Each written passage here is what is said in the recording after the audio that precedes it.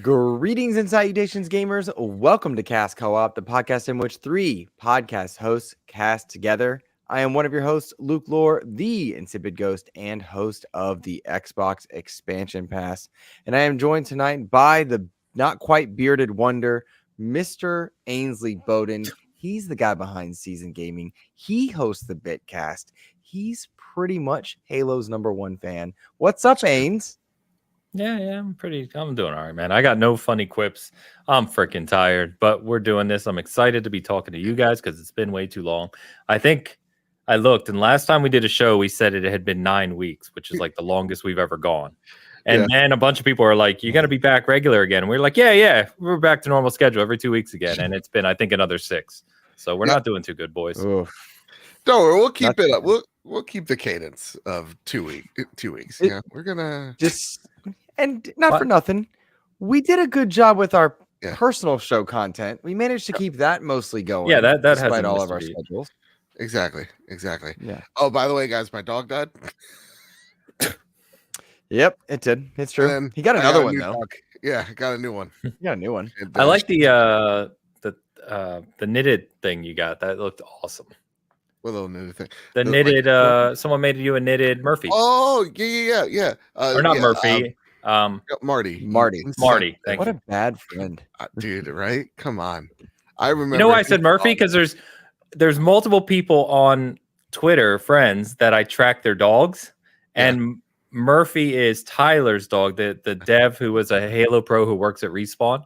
He's always posted about Murphy, so I mixed him up with your Marty. Okay, I'm sorry. Fair. No, yeah, like example A and B of why like the trophy room community is amazing. Jadis Von Metal sent me an amazing portrait of Marty, like what's it called? Yeah, incredible. Incredible. And then Lindsay O'Neill, Marcus O'Neill's wife, knitted me a nice little Marty stuffed toy in memory of him. And I gave that to my mom because my mother loves stuffed animals. Like that's her thing. Oh, and so we're now like that's why Luke buys so many. I saw Luke like posted videos of buying stuffed animals. I was very confused, but it makes sense. Yeah, very much. I mean, he's very passionate about it. Yeah. It's true. Anyway, we're also joined by Joseph Moran, host of the Trophy Room, a PlayStation podcast. He's got a new dog. He forgot about the old one. His new dog is Paul's girlfriend too. I don't know if you knew that. That's right. They're going steady.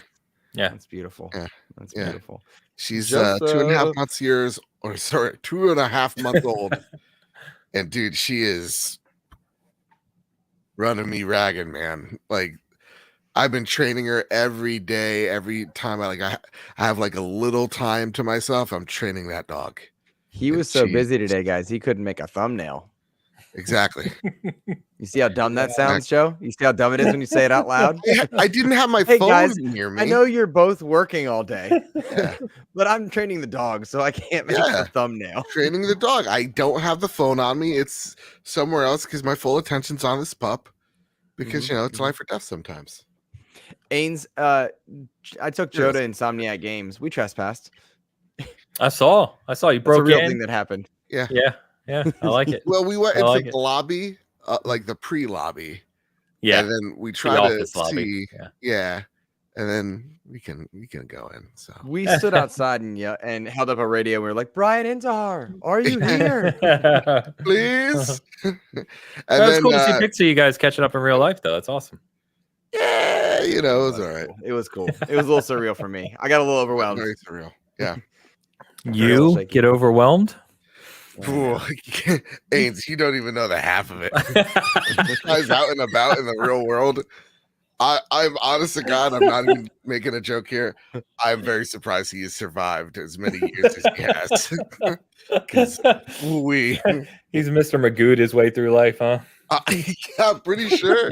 I don't know how his wife does it. I really don't. God bless her. Joe, the conclusion you made, my wife has been saying for years, and she agrees with you. Yeah. I don't know how comfortable you are sharing that, but it was like, oh, yep. You're not the only one to say that. Yeah. I'm a professional in the field. Yeah. Got a touch of it. It's true. It's true. That's fair. Well, boys, it's pretty darn cool to be back. Of course, we got 31 people already dropping in to say hello. That warms my heart What's up, because everyone? it has been so long. It's good to see Right. everybody. I see Strubles in the chat. Save Game Media is here. Rob Frawley. Oh gosh, I love Rob. Awesome stuff. And Midnight Jury and Gamefire in here. Gamefire. Awesome. Yeah, very, very cool. I see regulars for season gaming. A lot of them are regulars for season gaming. And don't worry, gang. We're going to talk about the Xbox tax. We're going to talk about the. I am curious. Please, I'm no. genuinely curious thoughts on these things. Sure. Very, very curious. Yeah, but who would win in a fight? Asks. I think that's Kevin Ainsworth. Who would win in a fight? I'm putting my money on dude, my brain is going to be melted tonight. So if I forget things, I'm sorry. Okay. Yeah. Okay. Forget it. Move on. I'd win a fight. So guys, we have so much. I was going to say I put my talk money on about. Kyle, but anyway. move Oh, on. who would win in a fight? Oh no, dude. Kyle's ass is grassing on the lawnmower. Like It's he is true. not. I can see it. He's not a fighter. No, on his heart. he has. No I don't see him form. as a fighter, but I mean, he's got size, right? Can't he use just momentum? I also got size. You know, so it's like two monoliths going at it. And let me tell you something. I got a lot of rage built up, and I mean a lot of it. That I understand. I could sense it when we were in the car. Yeah, No. got a lot of rage. A lot of things annoyed me. And the cool part was I walk into it's a gaming bar, but when I say gaming, it's like board games. Yep. It's Yeah. right next to Limited Run, the store, which was really cool and surreal. And so like it was full nerds, hundreds of dollars would I bet that we were next to game developers of all types because we were right in the hub where all the studios Sure. were, which was cool. But I look over to my left, I peek around, and it's like, wait a minute, I can see Joe's lower half. Like I could see him, and he was on his phone.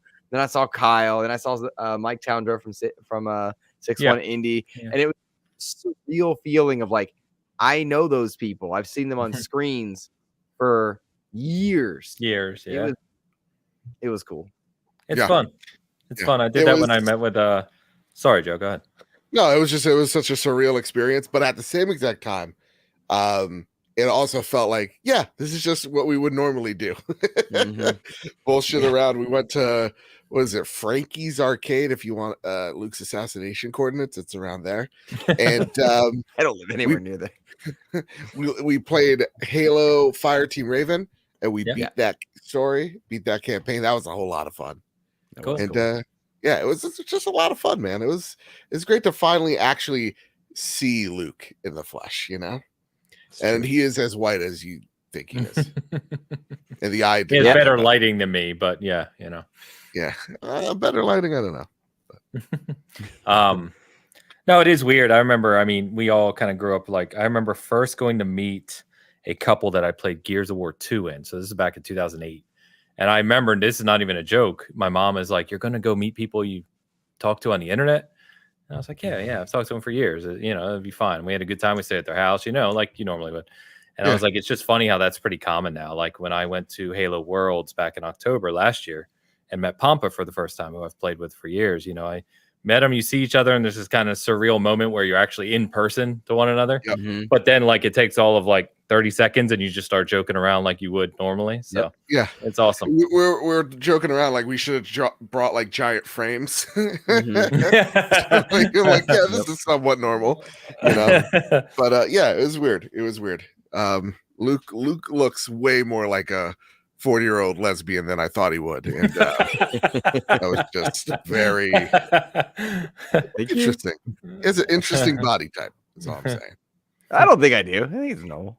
He has his body type is a 42-year-old gym, PE teacher named Linda. That's his body type. You didn't even see me in what are they windbreaker? What are the windbreakers called back in the 90s? Hammer You know what I'm pants? talking about? No. Like they were that weird material. I don't know what it was. Yeah. I don't know what it was. You talking about like you like wear coat windbreaker? yeah, like windbreaker suits that you would wear. They were these weird colors yeah. back in the 90s. Yeah. Pastel I don't know colors. the name. And, yeah. Yeah, it was weird. Yeah. But I will tell you the funny part was like what did we do? We went to like a cookie store and like had cookies. We went and got these like special cookies called from a place called Crumble.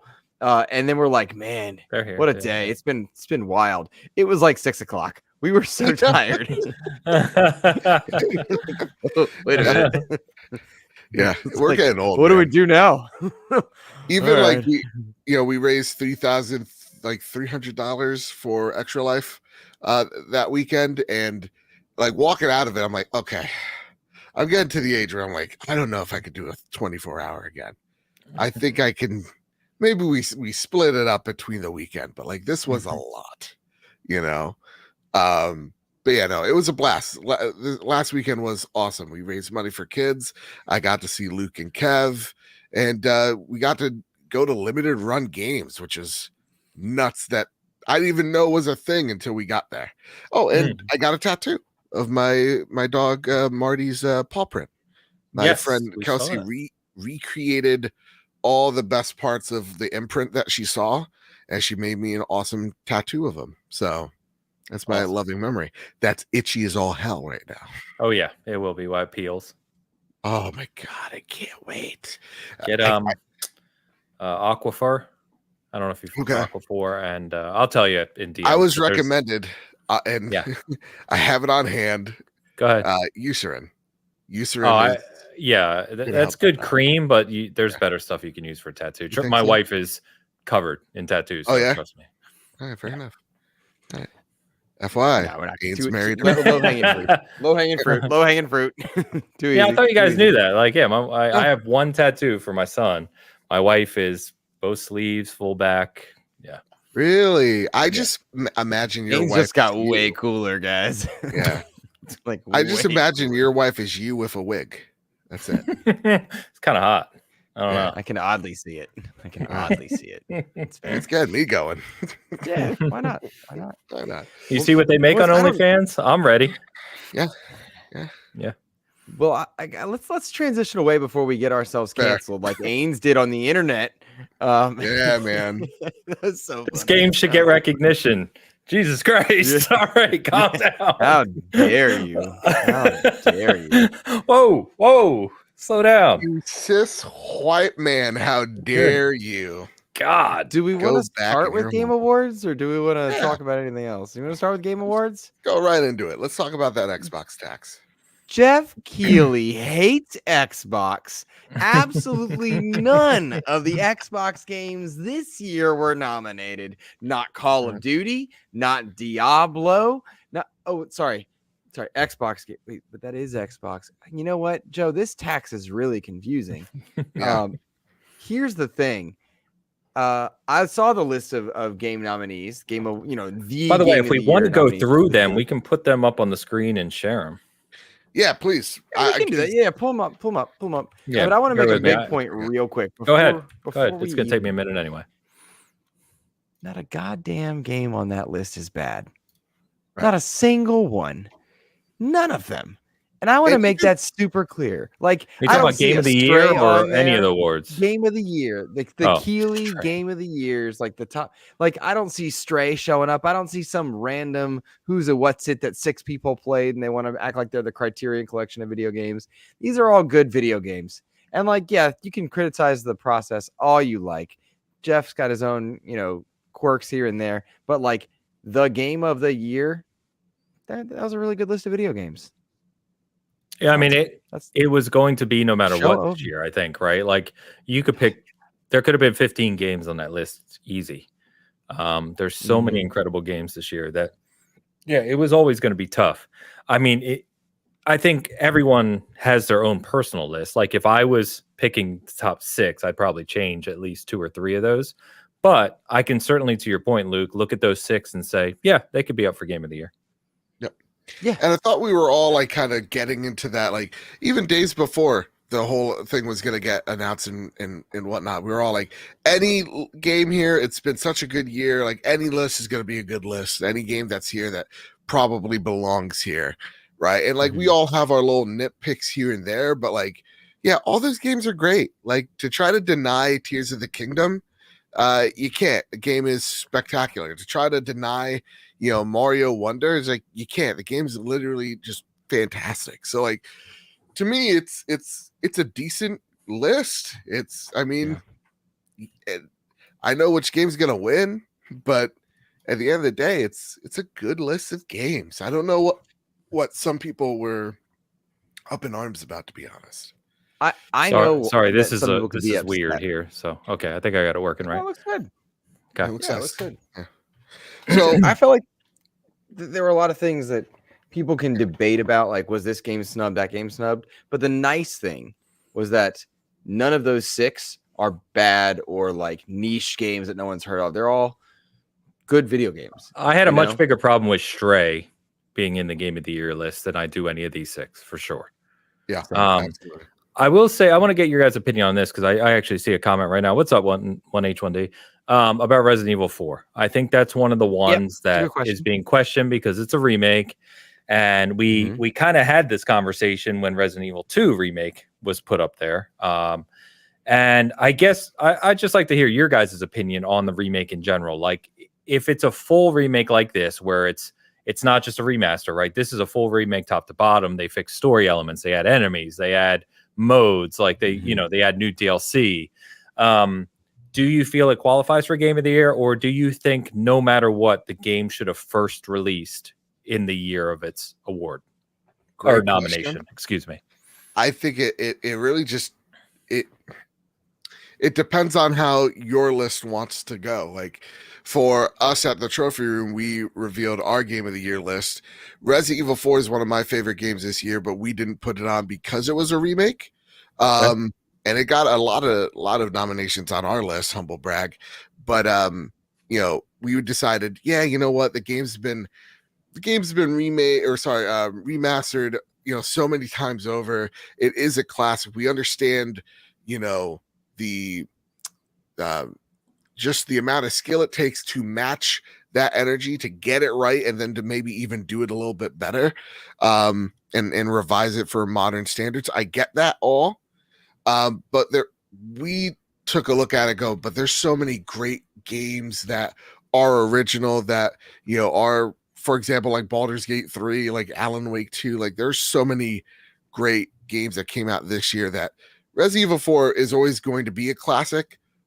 Let's have one of these, games that came out this year have a chance to be that for us. Yeah. At the same exact time, though, if you put Resident Evil on this list, I'm not going to damn you because it's a fantastic game. And for me, it's the definitive Resident Evil. And I take a look at like how the Oscars are. Like there's movies that have been remade that are up for Oscars, So to me, it doesn't really matter much. I think we get hung up on that idea of it's a remake, but I think remakes come with their own challenges and their own hurdles. And if they can meet that challenge, then good on them. I think that's pretty well said, Joe. For me personally, I don't know. I'm again, I don't think there's a definitive answer either way here. And I genuinely, I don't care. It doesn't matter. It doesn't matter to me at all. But I think like if I was making my list, and we're doing a kind of thing with SG this year. I'll talk about later. We are doing remake as a separate category. So remake or remaster will not be part of what could be considered a game of the year. Our game of the year would have, or favorite game of the year would have to have originally released in the year in 2023. Yeah. So that's where we stand. But to Joe's, I almost agree with Joe, where it's like there's so much that goes into it. You can qualify this in a number of different ways. And like I said at the start, I honestly don't care. It's a fantastic game. So be it. No big deal. It's not going to win anyway, but it's there. So what? That's it. Could I drop, because we announced today the Platties, which is our new award show, our new name for our award show, because the Trophy Awards, it was too long of a name. You can't put that in a nice hashtag. So we rebranded it. We released our list today. You mind if I drop that in the chat? There's a whole lot of good stuff. No. Go ahead. Of course.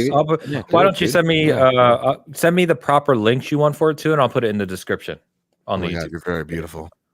Yeah, no worries. It's bad. You don't have to ask me to put something in the chat. You're a co-host, for God's sakes. Put it in the chat. You know what? I mean, if SG removes it somehow, but I won't touch it. I'll talk. Kind of mention something about the remake. I think it's much ado made about nothing. Simple as that. I think it's. I understand the argument and I appreciate the argument, but as far as game of the year, that comes down to the game of the year, and this is a game that released this year. I would have more problems if, say, Phantom Liberty were included in game of the year, because I think that breaks the definition more. But like Resident Evil 4, this is remake or not, is a game that came out this year. Dead Space, I think, is a little more true to its original, and still I think it could be eligible, at least in my mind. But it's much ado made about something very small by comparison. I agree that it does take a lot of effort to create something new, fresh, new IP or whatnot. But God of War is a game that was created. Maybe my analogy is a little flawed, but like God of War was a reimagining of that franchise, and while it wasn't the same story, it was still a whole new take on it. Resident Evil 4 did a lot of stuff different from its fundamental core video game, which, while great at the time, doesn't age well, and this brings it to a modern age in some of the best ways. If I'm getting great gaming experiences, I think it deserves to be eligible for consideration.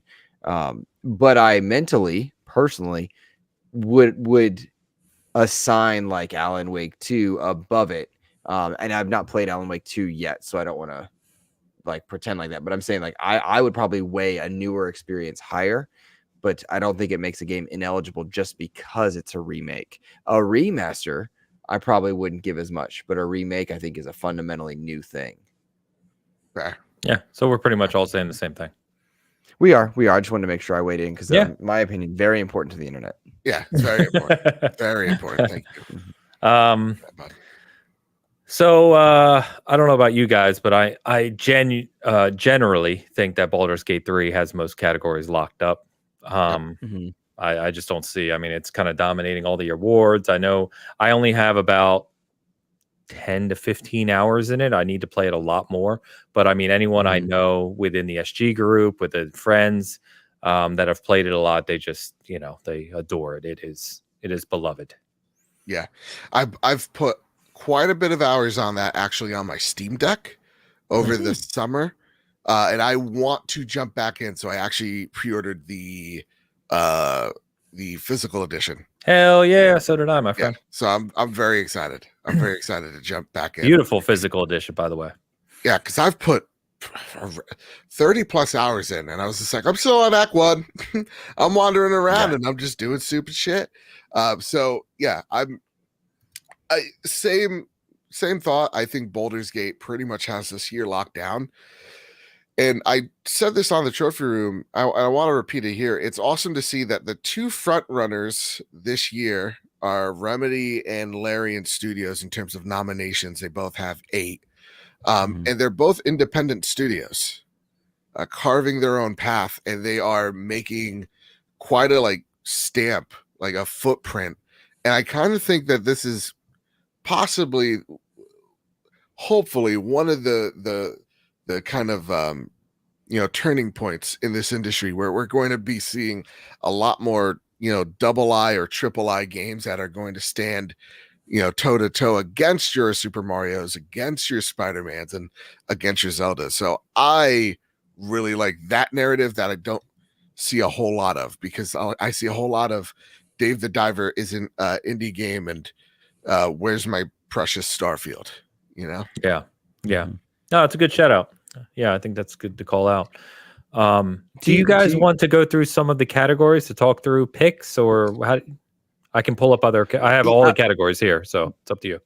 Yes, I do. Specifically, action versus action adventure. But he said Starfield, and I, in no way, Starfield is Luke Lore's probably game of the year. I still have to play through Alan Wake, and I think I need one other one that's kind of in contention.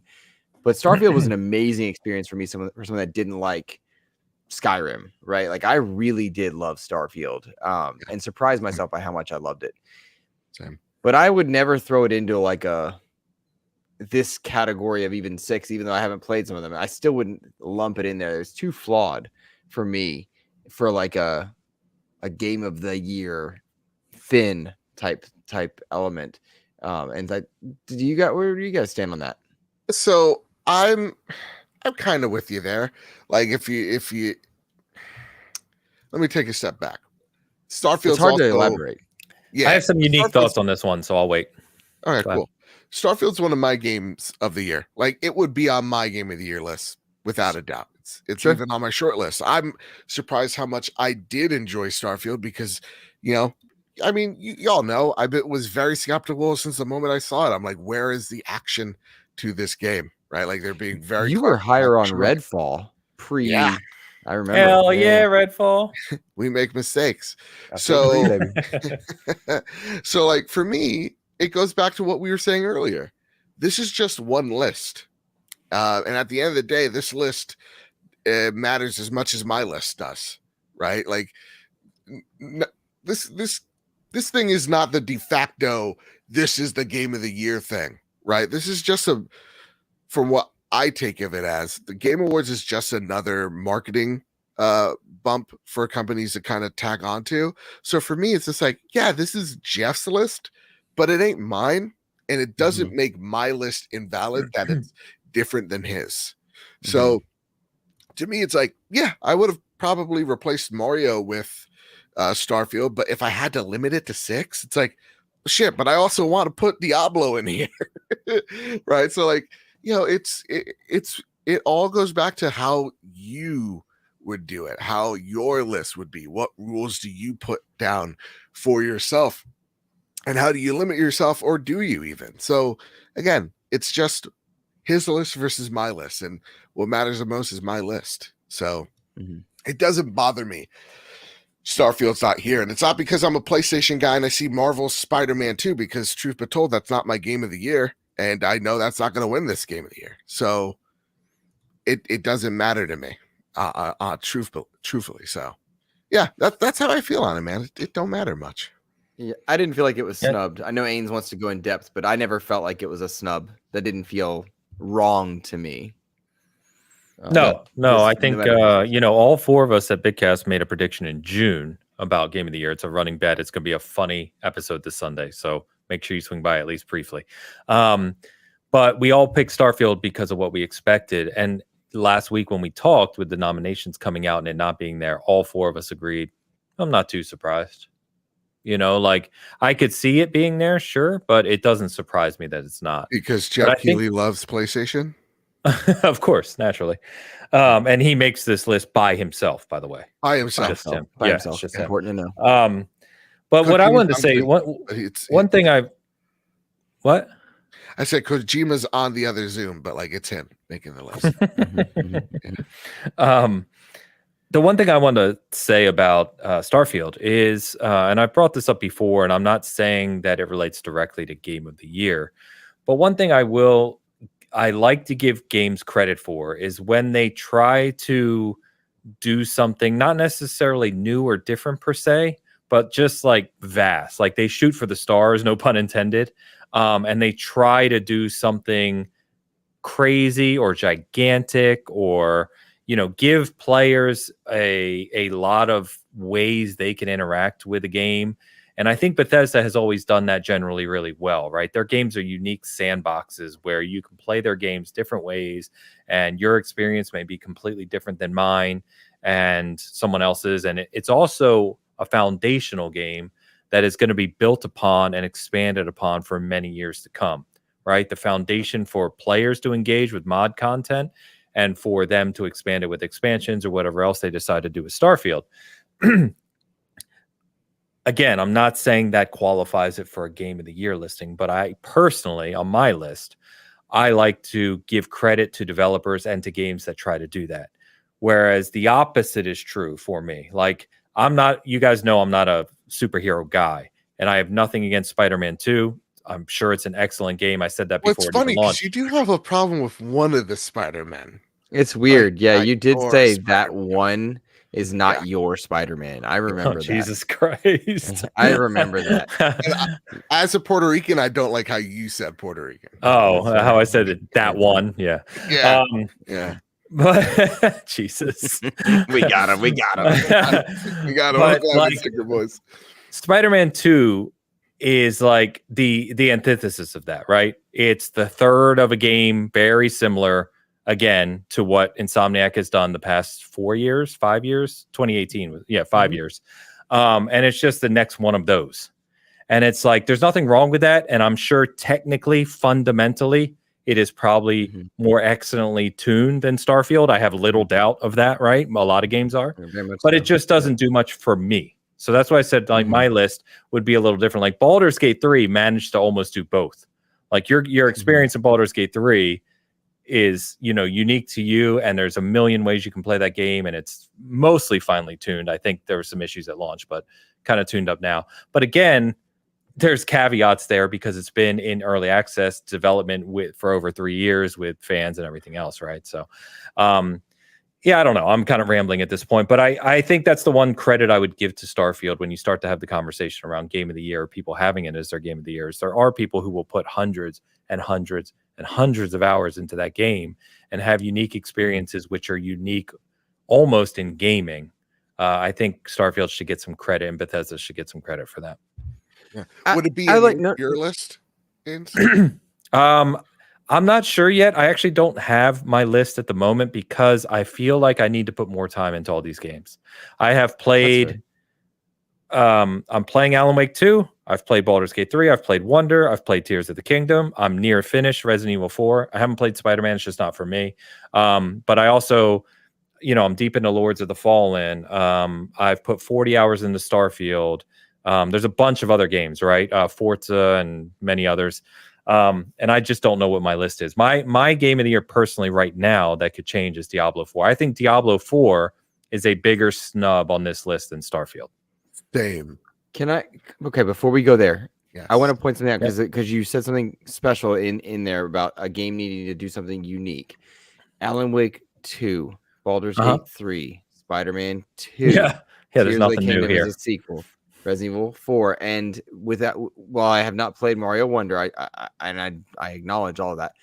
It's a 2D Mario, which rarely does something so fresh that it feels so new. New Super Mario Brothers in 2007 was incredible, and it still kind of felt like 2D Mario.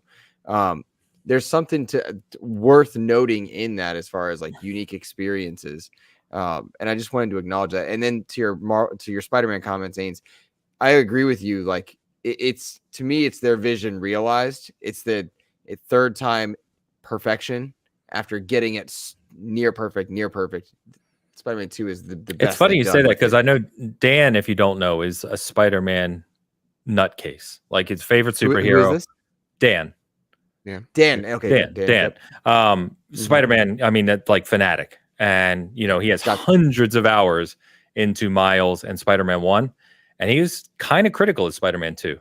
And this was also, believe it or not, you may not believe it, but it was Hoag's most anticipated game of this year, Spider-Man 2. He adores 2018 Spider-Man, raves about it. Yeah. He's also very critical of this game. So it was kind of weird. It was kind of here to weird from both of them, and especially Dan and Hoag, who were usually like this, you know, that both of them, this game was kind of a letdown. That's funny. Go ahead. Like truthfully, like it's to me like better than the original in almost every way. And like the one thing that I love about Spider-Man, it usually brings anything comic book related or Star Wars. It brings me and my brother together.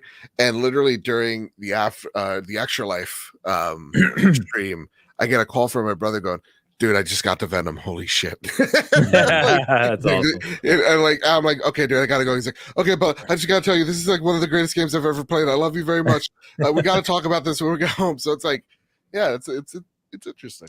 I wonder if their hang up, either consciously or subconsciously, had to do with the departure it's very much a departure in storylines from what's traditional. And I don't mean the joke about like, is Miles your Spider-Man, but they really altered the involvement of Miles and Venom's storyline. They altered who Venom is and how he operates. The reasoning behind things is fundamentally unique to this game. And this is very much a new take on Spider-Man in general. And I wonder if that's part of it. I know Dan mentioned part of it was like the seemingly Ragnarokish version of the game where you're doing things that don't really relate to being Spider-Man.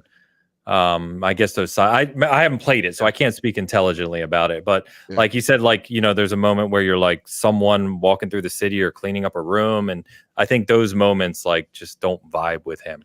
I actually think it's funny because I actually think it's anti like Ragnarok. It's like they saw Last of Us Part 2 and Ragnarok, and they're like, we're gonna edit the crap out of this thing. I hope I so felt like that because too. good lord. Yeah.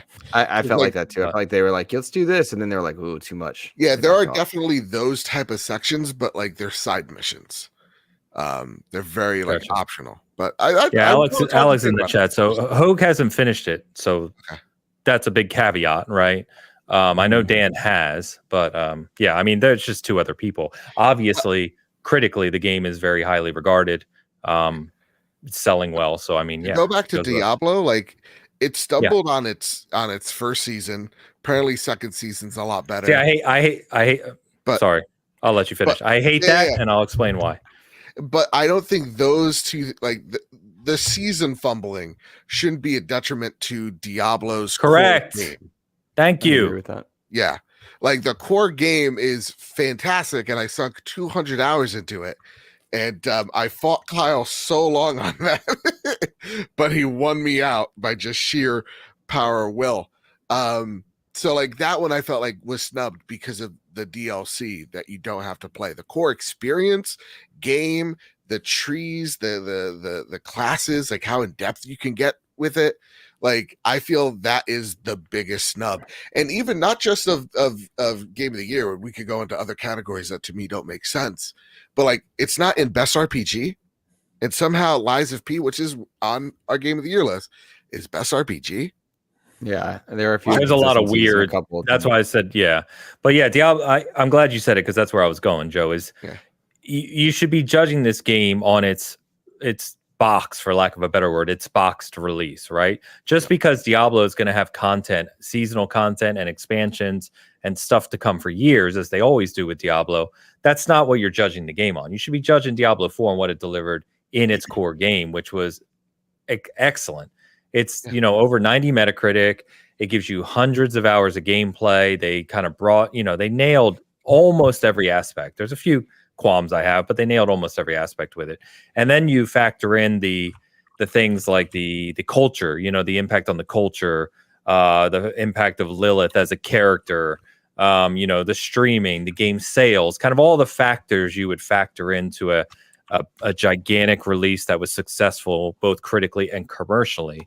And I just don't know how Diablo 4 is not here. It makes no sense to me. Yeah, none. Hey, I got a question. First off, Luke's camera is completely gone. Is he Luke's alive? dead. Ah, great. Yeah, he doesn't get good reception in the coffin. No, he really doesn't. We've been trying to tell him, but he can't book any like Optimum or like Verizon guy to come to his house because they don't come that late at night. So, but he's a Hot. bit of a Open the window. daywalker. They're like, we'll come between 8 and 5. He's like, can't do it. Can't do it. It was Okay. hot. I opened the window. That's all I was doing. Sure. Do you want me to move on to other categories? Yeah. yeah. I have two that Okay. I'm confused about. I can't see these, so we're gonna click through them. Here, we'll just start Best over here and work our way. Best game direction. It's the same list. Yeah, same list. Wait. I think- Oh shit. Oh my. All right, there we go. Oh boy. Now I'm at the beginning of the list. We'll start here. Okay. I don't know if we really need to talk about this one, but All I'll say is it's dope that this is a category. It's dope that this is True. Every year across multiple genres, multiple publishers, multiple developers. We're seeing accessibility get better and better across the board. I don't True. see it as an Xbox thing, a Sony thing, a Nintendo thing. I don't see it as an EA or an Activision. Every one of these games has great improvements in its accessibility, and all of them are from different genres, save for Mortal Kombat and Street Fighter. And it's still impressive. And I love that. I would echo that 100%. Likewise. Action adventure. Okay. Can we make action and adventure one list? We're really Well, there's an action game category where Right. like Dead Island's in there, and I love Dead Island, but like what? it How does- doesn't make Oh. much sense. Also, don't enough games release to where we could have just 6 in every category? Like, why do you cut some of them short? Yeah, What's the so for difference best between an action adventure? adventure, it's Alan Wake 2, Marvel Spider-Man 2, Resident Evil 4, Jedi Survivor, and Legend of Zelda Tears of the Kingdom. The definition between action and adventure to just action game is just so Is it razor thin. puzzles? Do you need puzzles?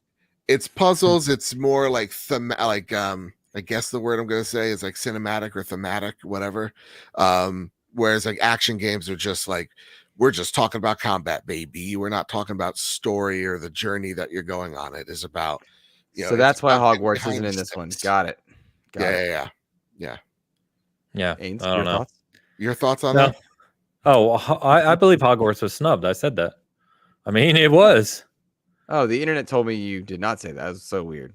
No, I know they thought I said a whole bunch of other things, but Yeah. Crazy. no, I as I said, I responded to one person who was being logical, and I just said they asked what it would be up for, and I said, look, I can certainly see it not being included in Game of the Year, right? Maybe it doesn't hit at that highest level, but the way they recreated Hogwarts, the kind of magic of going around there, and what they did with that, and kind of the recreating that experience of being there. Come on, it deserves some recognition for those developers. And the developers themselves have come out and obviously, like 98.8% of us, spoken out against the horrible comments from Rowling and everything that goes along with that. Like, we're all on the same page here, right? We're talking about a game, nothing to do with the crap from her. Sure. And if you do you always, listener, but if you have an interest in Harry Potter, I don't think you should rob yourself of an amazing experience. This is a great video game. Yeah, it's fantastic. Great video game. And listen, we're all just pale white dudes, so I understand. Well, you two are, but look at how. Say what? We all are. Look how beautiful I am. But so like we can only speak through our experiences, which is probably vastly different to so many others. But the way I see it, when we talk about my argument for Hogwarts Legacy was just like, like I disagree with JK wholeheartedly. But I think of it as, and if I was a fan of Star Wars and like George Lucas was just like, and here's what I think about those Puerto Ricans. It's like, whoa, George, go back to sleep, buddy.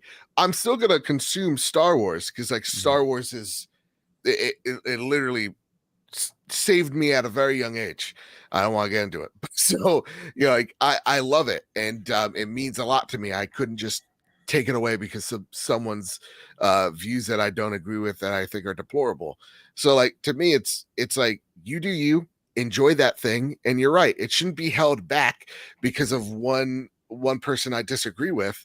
We should be taking a look at it as a package, as a whole thing, and analyzing it and going, okay, how is this on a game perspective? And to me, Hogwarts was my entry into the Harry Potter universe, and I fell in love with it.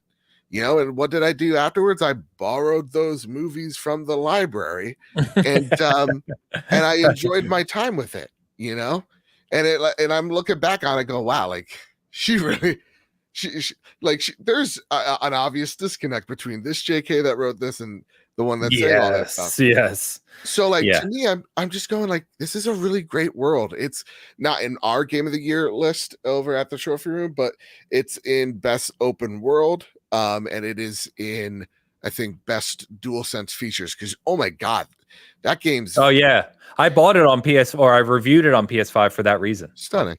Yeah. But, no. And the last thing I'll say, we get off the soapbox here, but like, we live in a global economy of mega corporations, right? We are all guilty by association. And I mean that literally. Like, we're posting on X every day. Elon, I mean, give me a break. He's basically a Nazi at this point, we've got, we buy from Amazon every day. We're using Comcast and Spectrum internet. I mean, every facet of our daily lives, the clothes we're wearing support child labor. Like, it's horrible in many, many aspects. You cannot avoid it. So I don't like when people drill down to this one narrow thing that they believe in. And it's like, you can't do that because I believe this. And it's like, dude, like the line of like, there's no ethical consumption in capitalism.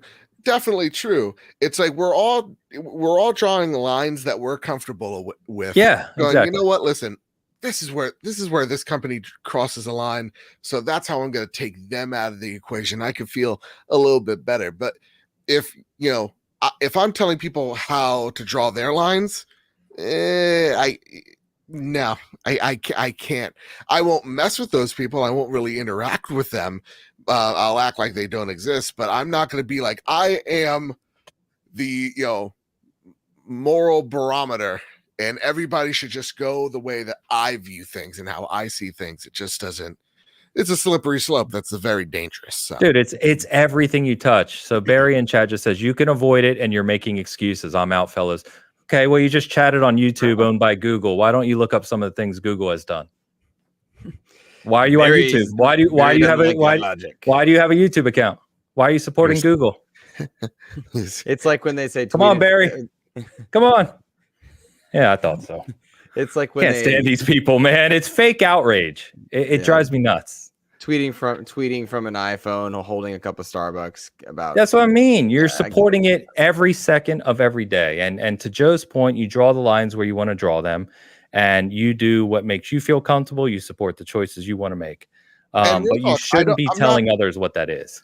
Yeah. And listen, for Barry, like, I agree. Listen, if me saying, listen, you could go draw your own line is too much for you, you have every right to go, all right, I'm out. And yeah, fair enough. And you can announce it if you want. Maybe drop a super chat before you go. But like,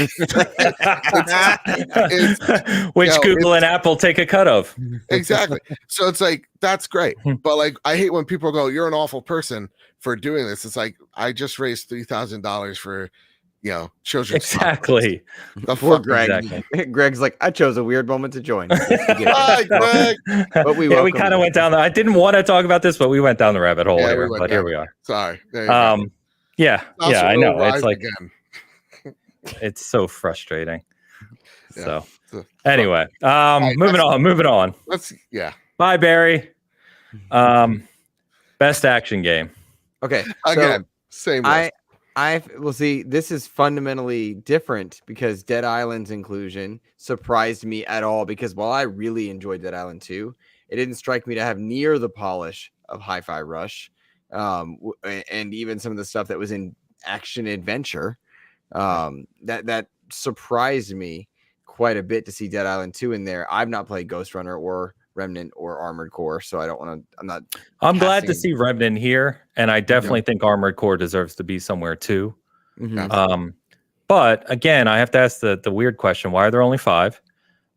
Because there's a million action games that are released, and this seems like the most random smattering of games. Like they literally just picked out of a hat. Yeah, I said it on the trophy room, and I'll say it here again. All right, take a shot every time I say that. It's like Jeff really loves AI.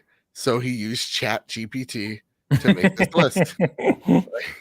It's like that's as much effort it seems like he put into these, because I understand like the frustration about a lot of these lists, because it's like, this was such a great year for games. Why are there only 5 in certain categories? Like, why not expand it? Why put, again, we're gonna get into indie games, but like, why put non-indie games in indie game of the year? It's just. It's strange. It's very strange for some of the, I was baffled by the community one, which I will get to, I'm sure, but there were plenty of them that were just a little confusing. Like I loved, again, I don't see a bad game in here, but Dead Island, I was surprised by, right? Like, and I love that game. I had a blast with it. It's just a matter of like, how in a year of so many great games, really, it's just a head scratcher. Yeah, but I did love the Hi-Fi Rush love. I appreciated that. I was worried. Yes, Hi-Fi Rush deserves some love for sure. This is an interesting one. Obviously not directly game related, but at best adaptation. I have seen Twisted Metal and Last of Us. I still have to watch Gran Turismo and Super Mario Brothers. I probably won't watch Castlevania. I don't know. Where are you guys at on this one? Easily the Mario movie. And I thoroughly I enjoyed every bit of Last of Us that I could watch. That story hurts me a lot. I just don't enjoy the story. It just hurts. But it was incredibly well acted and well written. Twisted Metal, I thought, was just goofy dumb. It was goofy as hell. I was like, what is this? And then I found myself weirdly enjoying it. Yeah. So cheers. But I will tell you, Super Mario Brothers is a special experience. I've had it in my queue for like 2 months. Like, I need to sit down and watch it. You won't be disappointed. I've heard great things. It's just a joy. It's kind of like the first time you watch Toy Story. It's like, whoa, this is what it's capable of. It was cool. Nice. It's either Last of Us or Super Mario for me. But like this list is cool that it's here because we're we're starting to get really good video adaptations of things. So I'm happy that I'm really hoping that Fallout is good. Amazon's Fallout series. I hope so. Because I mean the promotions, it's just like it feels like the game, So like Yeah, it looks cool. Yeah, and the sets look good. Like I'm hoping. Yeah. Weird to see the Halo not on the list. Interesting. Yeah, it came out in 2022. You bum. Silking it in the chat says peaches, peaches, peaches, peaches. And I will tell you right now, Ains, you're gonna love it. You're gonna love it. Okay. I'm taking extra time off because I have a bunch I haven't used this year over the next couple weeks, so I'll watch it. It's good. Most anticipated game: Final Fantasy VII Rebirth, Hades 2, Like a Dragon, Infinite Wealth, Tekken 8, Star Wars Outlaws. I think you guys are. Well, I don't know where Joe's gonna land. I think whole Luke internet is definitely Outlaws. Yeah. How does anybody deny the Star Wars IP here? Like, I'm not even being a jerk. Like a Dragon for me. But so I don't think Hades is coming out next year. Like I think it's going to be in early access. Like I think it's going to be one of those like it's in early access. No, and then you think it all right, fair enough. But I would say I would lean towards Star Wars Outlaws, but for the respect of it being an actual original IP, Hades 2 for sure. Cool Kill, what's up, man? Good to see you. Cool Kill says the very, very exceedingly obvious question: where the hell is Silk Song? Because that would win by Silk Song is the most anticipated game I hear, like out of everyone. Yeah, who's not named Luke Lore? It's like, well, no, it's like Outrage. Like eventually you burn out. Beyond Good and Evil 2, most anticipated. Like eventually you're just like, all right, whatever.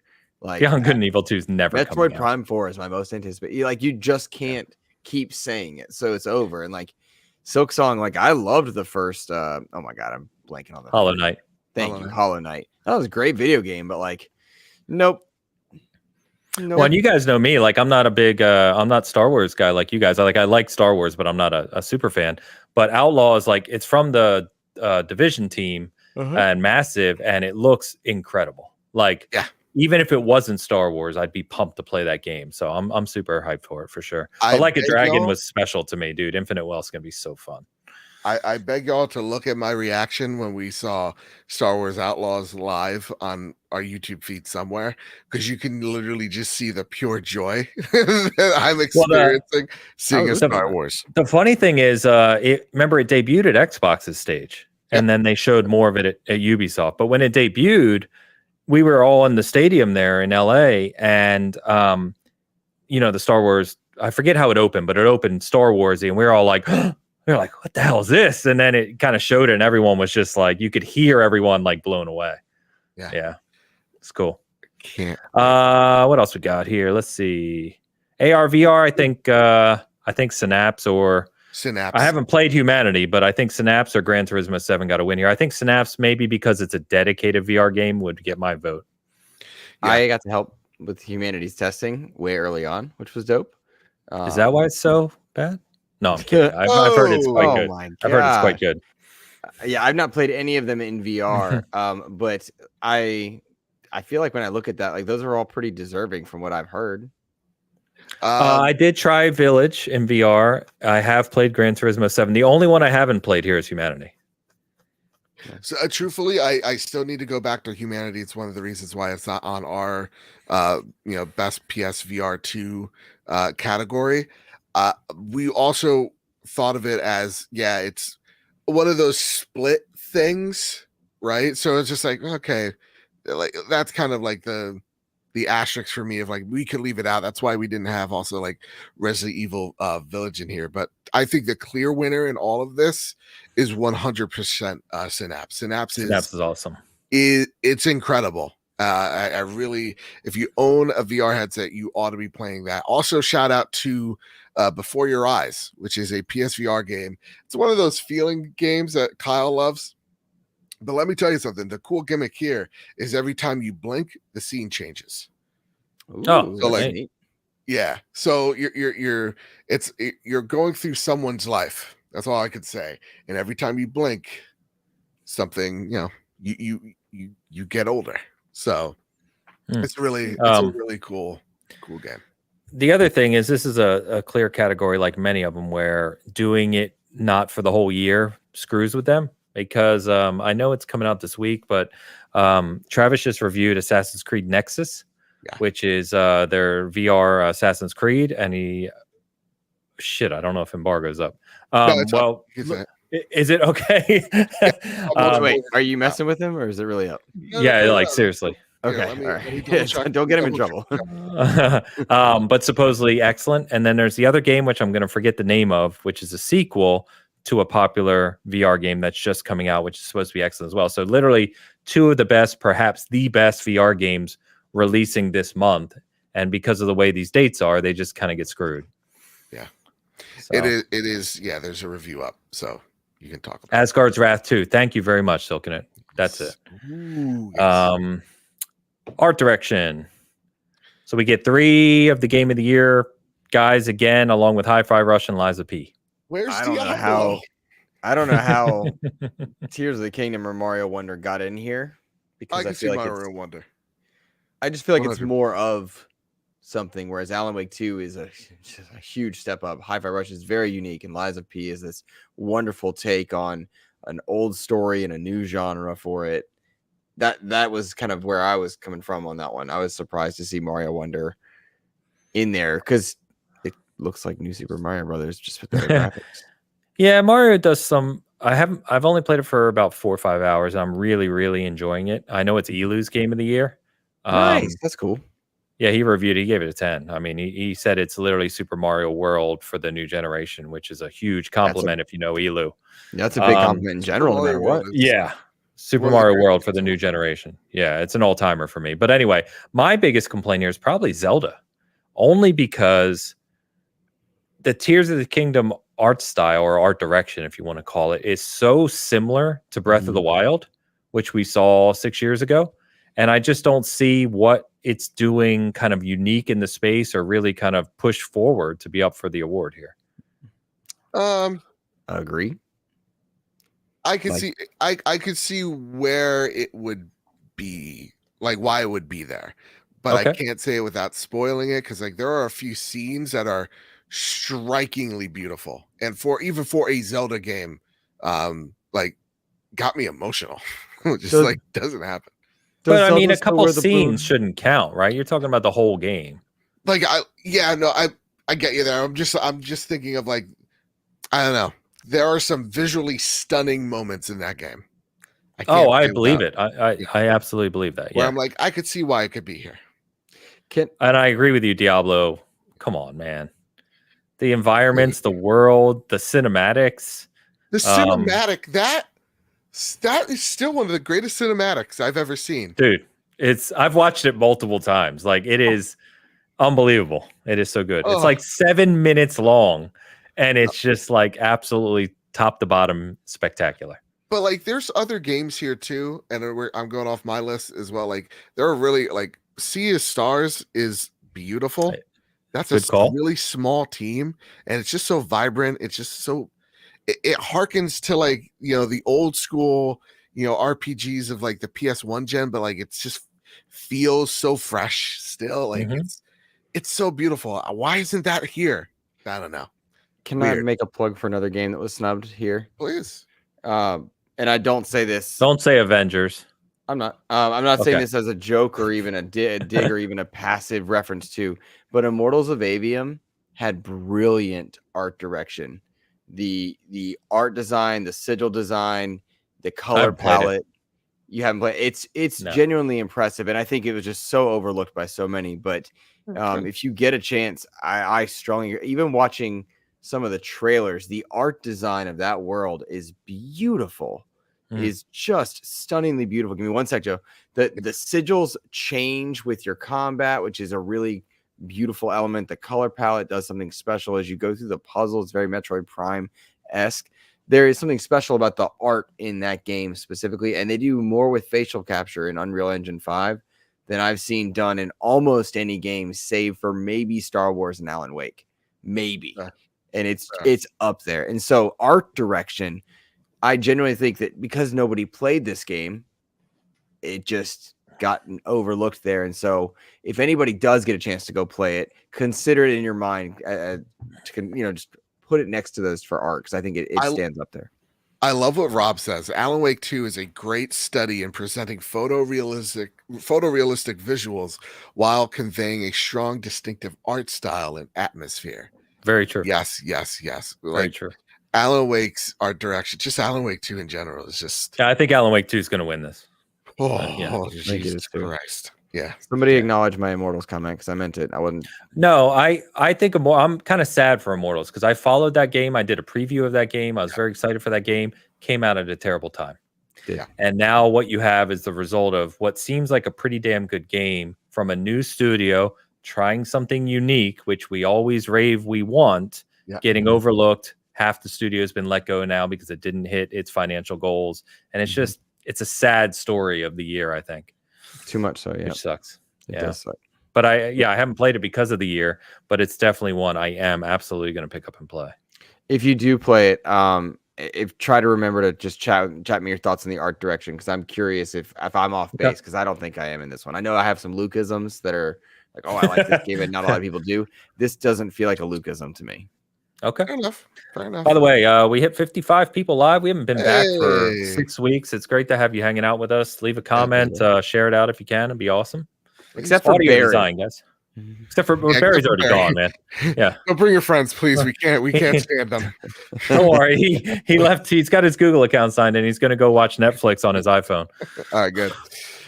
Best audio design. Yeah, all this makes sense.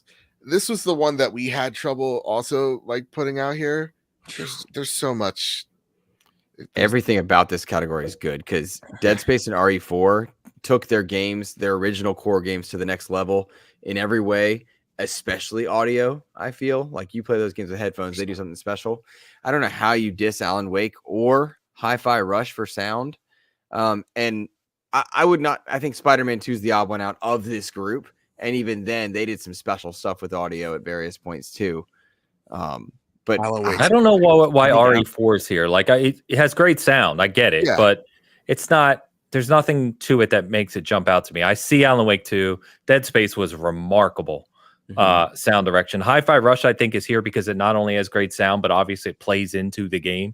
Right? Yeah, I think it needs to be here. Yeah. So I see that too. I haven't played Spider-Man. I can't comment, but RE4 seems like a weird one to put here. See, Spider-Man's the weird one to me. Well, maybe they're both weird. You know what I mean? Like, could be. Yeah. I think sound is important. I think, Spider-Man's the odd one out. This is like very easy for me. I'm like, oh, yeah, we're getting the thwips, but like, there's nothing. I don't know, like the symbiote controller sounds. Maybe that's what. But like to me, I'm like, that shouldn't count. Come on. I'm just saying, like, maybe. I don't know. Maybe. Yeah. But like for horror, I think that category lends itself really well.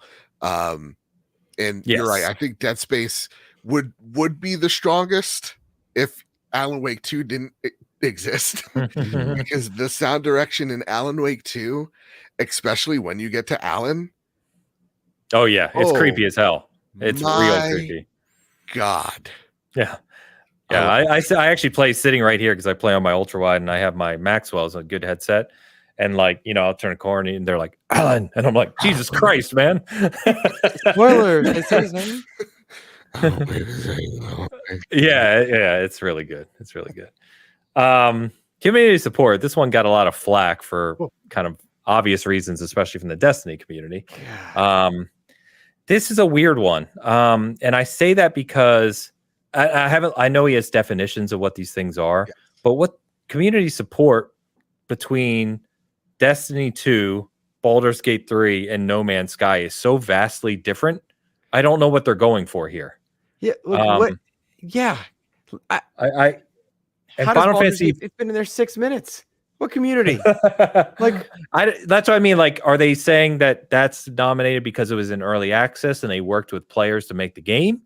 Destiny 2 is a live service game where they obviously support multiple releases per year, expansions and stuff. No Man's Sky is a team of like 15 people that really, they don't, like, I don't understand what they're going for here. Final Fantasy 14 is obviously an MMO.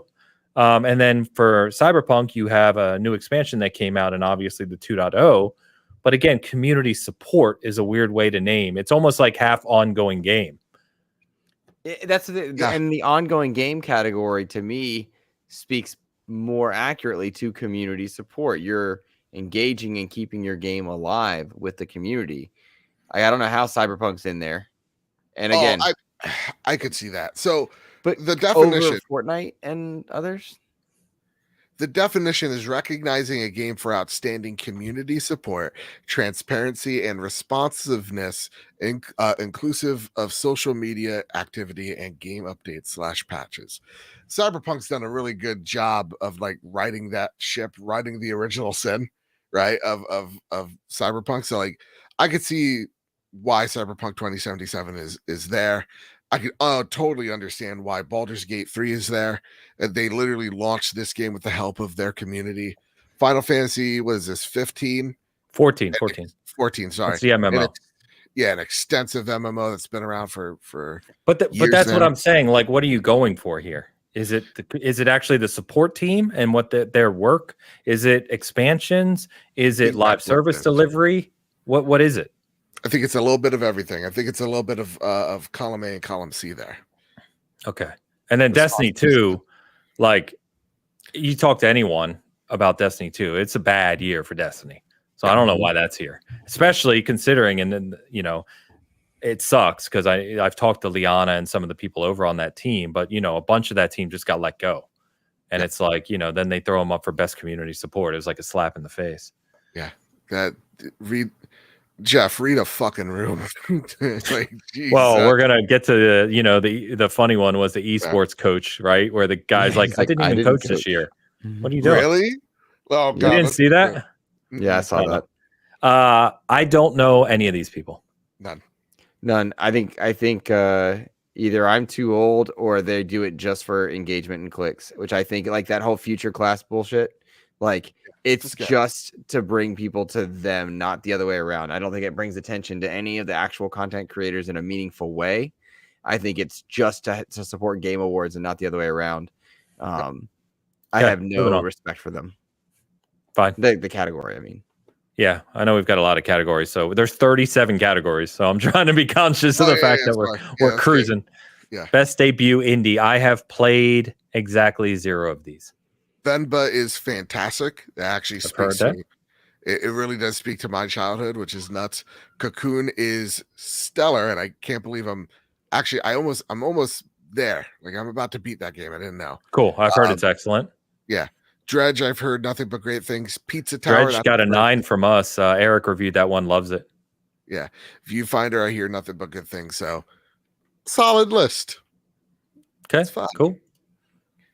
Game direction. That's just game of the year, but what does this say? Yeah, like just annoying. It's literally 5 of the 6 game of the year games. Exactly. Oh, look, they're all sequels, and only one is a departure from its original. Yeah. Also, I won't go on a whole rant here, but I don't know. It doesn't matter. Game direction, it feels like that should be, if you're talking actual direction, you're talking about a whole lot of things relating to the player and what they're interacting with. So I guess where I'm going is like Alan Wake 2, I could see being nominated. I don't know what Super Mario Wonder is doing here. But maybe that's just my weird definition. I think the linear games make more sense, but yeah, this is just game of the year, different title. Let's move along. I did not notice the time. I apologize. No, esports athlete. I don't know anything about any of these guys other than I know that people say Faker is like the all-time GOAT. Oh, okay. I love how all of them, they're like, what up? My name is Top. They call me an athlete. Kind of works. Exactly. Kind of doesn't. Depends on your definition. Yeah. All right. Moving on. Esports coach. This guy, XTQZZZ, is the one who came out and said, I didn't even coach this year. Why am I on this list? So I don't know any of these people either, but everyone's kind of found that funny. But all jokes aside, do some due diligence. Like, if you're going to have the category, put the effort in. Because obviously, they're not really kind of going deep enough, it seems, if you're nominating people that didn't even actually do the job. This felt like a sponsorship category. Yeah, pretty much. Yeah. I'm just gonna move on, guys. Please. Thank All you. the esports stuff. Family game. I'll take your word for it. God bless. Yeah, I don't have much to say because I can't speak. I think Super Mario Wonder is an obvious one here. I've heard great things about Pikmin 4, and Party Animals is a blast, but I don't know if it has the longevity of something like a Mario Wonder. Disney, actually, the Disney one here, I've heard and watched some really cool stuff on that. It looks beautiful. I actually was gonna buy it until I heard there's no combat. Like, no combat. yeah, and I was Which is like, wild. oh, okay. Put in the family game category. At least it's better than what was the one last year? Was it family game or like it was Nintendo's category? Was that this one last year? Yes. There was like a Nintendo. It was clearly. Oh, it was like their category. They could just give it to whatever the Nintendo game was that year. It felt weird. This one at least feels diverse. Yeah, Party. Have you guys played Party Animals? No, I don't have family or friends. No. You guys should play it together. It is. I don't think I've laughed that hard playing a game in years. Okay. Like me and Pampa and Mo, we were in I couldn't talk. I could not breathe. We were laughing so hard playing that game. Now it kind of runs out of steam pretty quickly. We played it a couple nights and we're like, we probably had our fill, but it's hilarious. Okay. Fighting game. Art. Street Fighter 6, baby. Yeah, I don't know. I've only played MK1 and SF6. I've heard great things about Nickelodeon Brawl 2. Street Fighter 6 kind of seems to stand above the rest. I think so as well. I'm buying both Black Friday sale. I don't know why. I heard you say that on Trophy Room. I don't know why you're buying both. Pick one. You can't get into both at your level. Like you need to. If you said you wanted to get sweaty with a fight stick, you got to get to do that. They play too differently for you to get into both at a casual level. I'd pick one. I don't disagree. The only thing I would say about Mortal Kombat 1 is it has the story mode, right? Which are really fun to play through even if you're kind of more casual on the fighting side. I know Street Fighter 6 kind of has that open world kind of rise from the streets. It's like a Yakuza S. It's like Yakuza for Yakuza at home, but it's Street Fighter. I think I'll do Mortal Kombat because Mortal Kombat, I think it looks cool. I think it'd be happier. And I'm still playing through that. It's another game that with all the releases, right? But Travis and others said that the campaign for Mortal Kombat is shockingly wholesome. Yes. Dude, NetherRealm is so good at campaigns. They are. They're the best at it. They truly are. Yep. I'm there for it. I'm so sad we didn't get Injustice 2 or 3, but I'm thinking that's coming next year. I'm sure we will. Suicide Squad and Injustice are going to carry the DC flag next year, I think. So for better or worse. But yeah, Street Fighter 6, I love it. Yeah. Skip this one. But I do like this. Not the 6-1 Indy because they call these the Woke Awards, and I about died when I heard that. Shout out I've heard nothing but good stuff about Vemba. I've even heard it's short, but so you should play through it like 4 hours or something, and it's an excellent experience. Yeah. I've heard good things about Chia, but I don't know the other 4. I've heard all the again. I've been surrounded by indie folks this whole weekend. Space of the Unbound supposedly fantastic. Okay. Same with Goodbye Volcano High.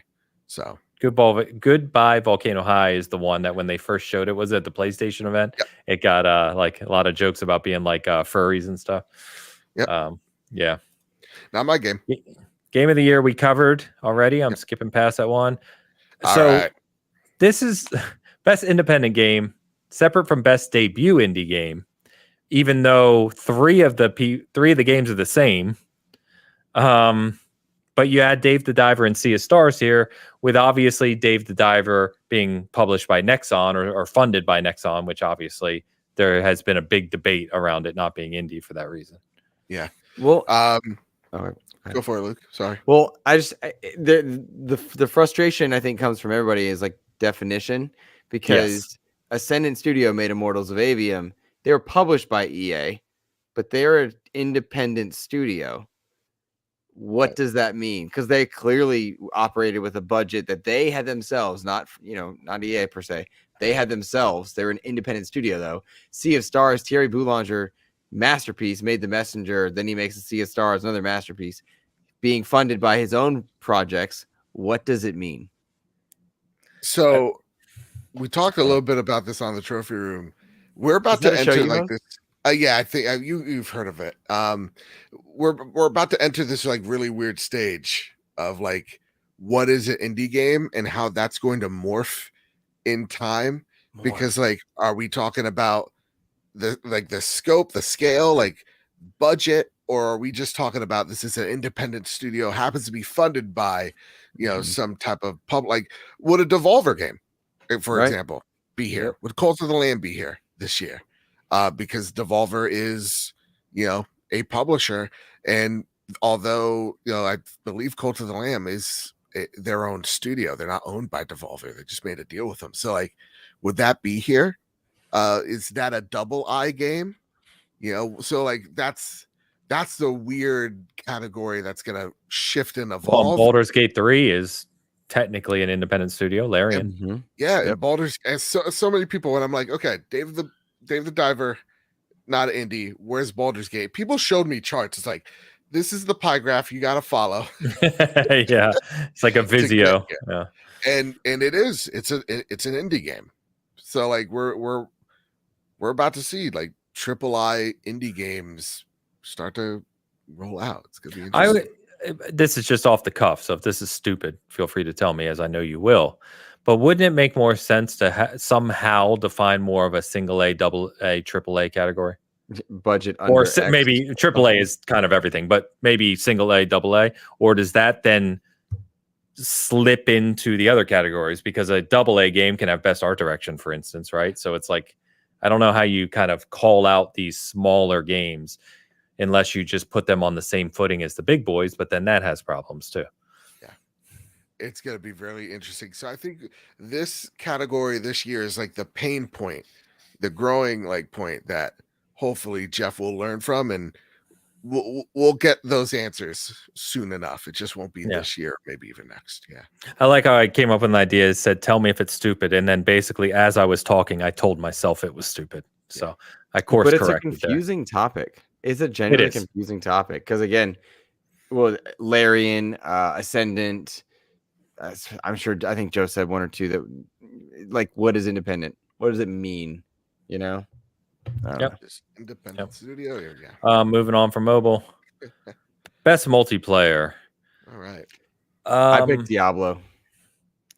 And I love You? Street Fighter 6, but I picked Diablo. There's something special about a world boss being able to transition between world tiers, have party members, and get your own loot, and have it all exist simultaneously. The world is alive. The dungeons are unique. They can have their own modifiers. Like, to me, Diablo was the quintessential multiplayer game that offered something for everybody in a world where very few AAAs are successfully giving something for everybody. Think about Halo, Call of Duty, Diablo, some of the others that they're trying to strive to have a campaign, a multiplayer, a PvP, a PvE. You know what I mean? Like, there's a lot they have to offer. I thought Diablo did a great job at giving so much content in a multiplayer realm that allowed you to play the way you wanted to play. That's special to me, I think. Wow. Yeah. I think Luke had his like Frank the Tank moment there and blacked out because that was extremely well spoken, and you convinced me while talking. I'm sold. Diablo. Diablo. Yeah. Thank you. Everybody gets one. You can go to sleep now, buddy. Thanks, You're good. buddy. I can rest.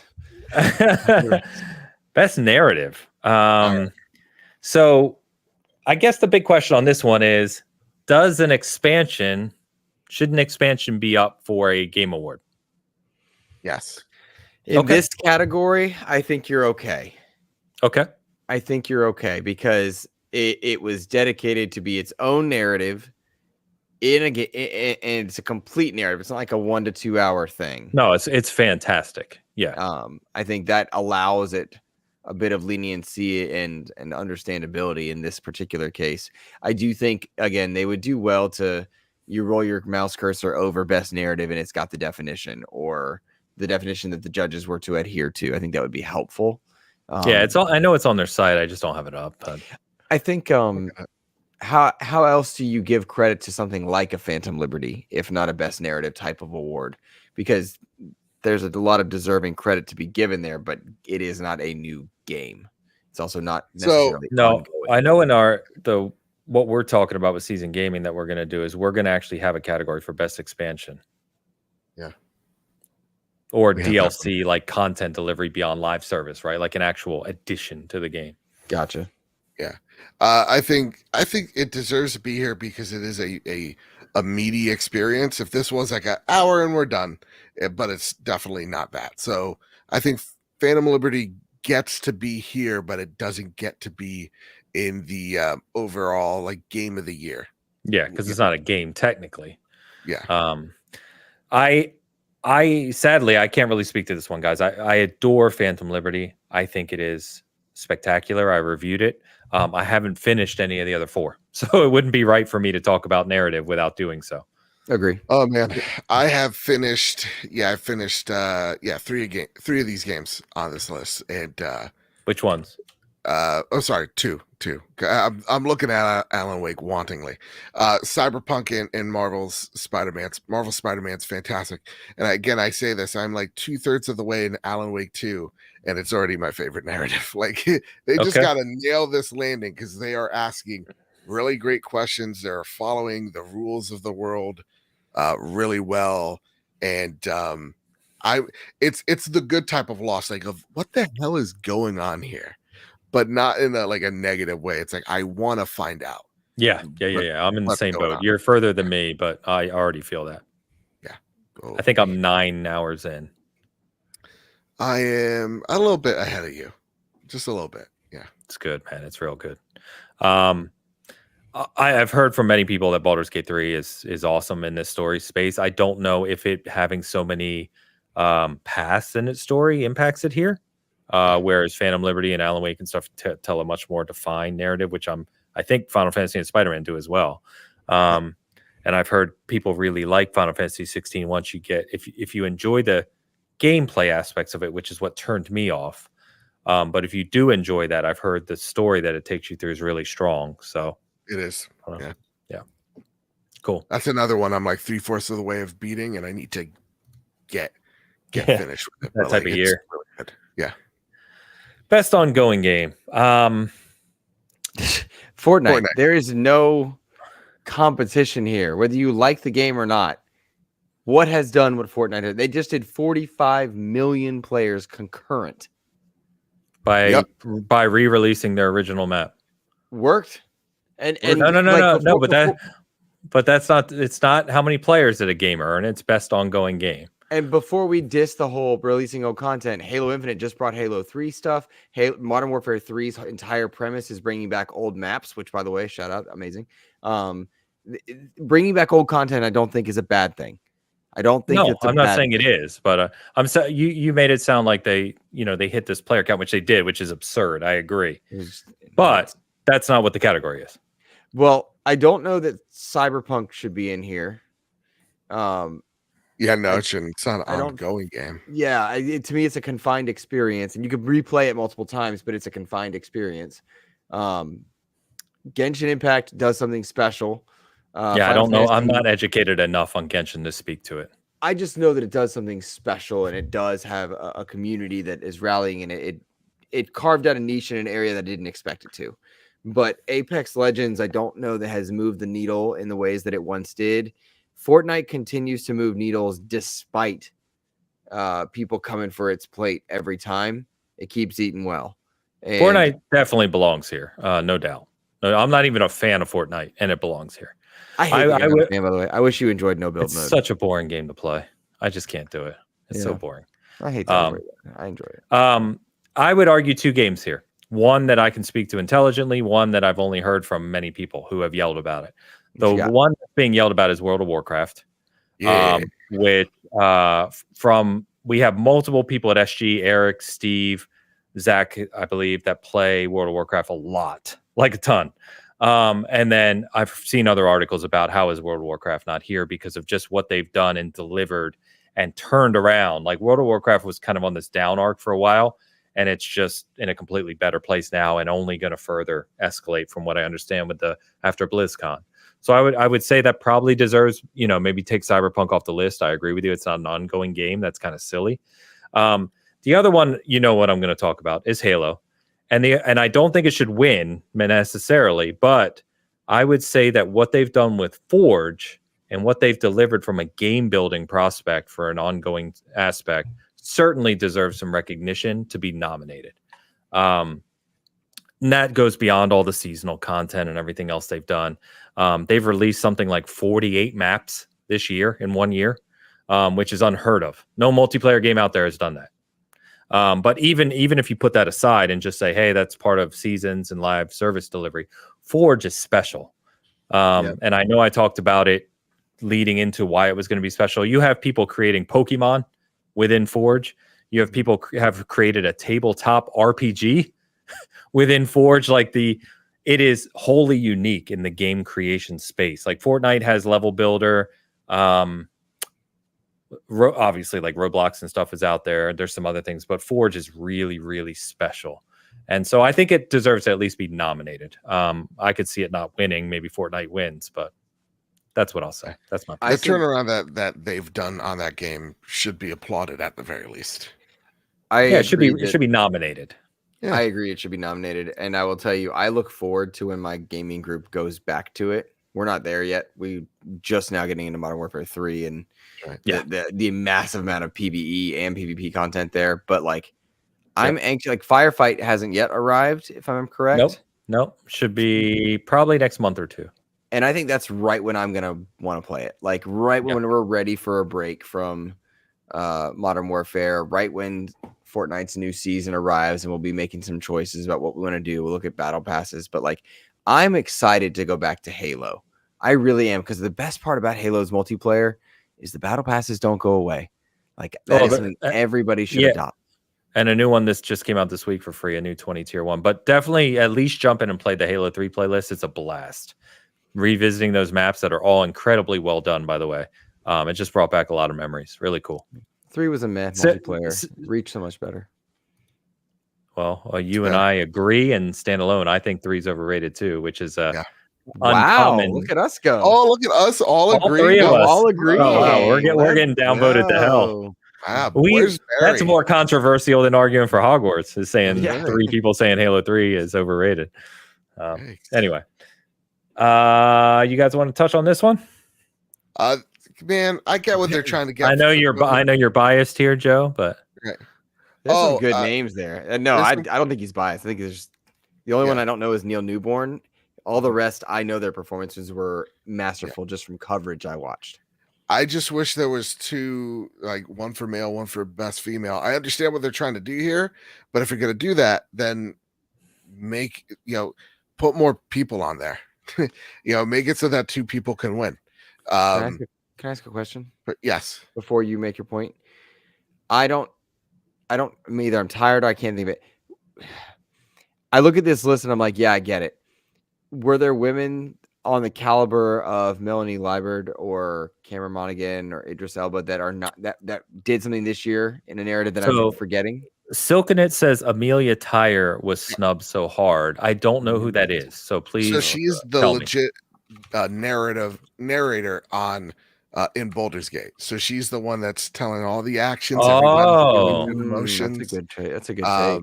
Yeah, and when Kyle threw that idea to me, I was like, "That's genius." There's definitely others in there. Yeah. Do you think Cameron Monaghan, as much as I appreciate him as a Star Wars character now, he's basically part of that universe, right?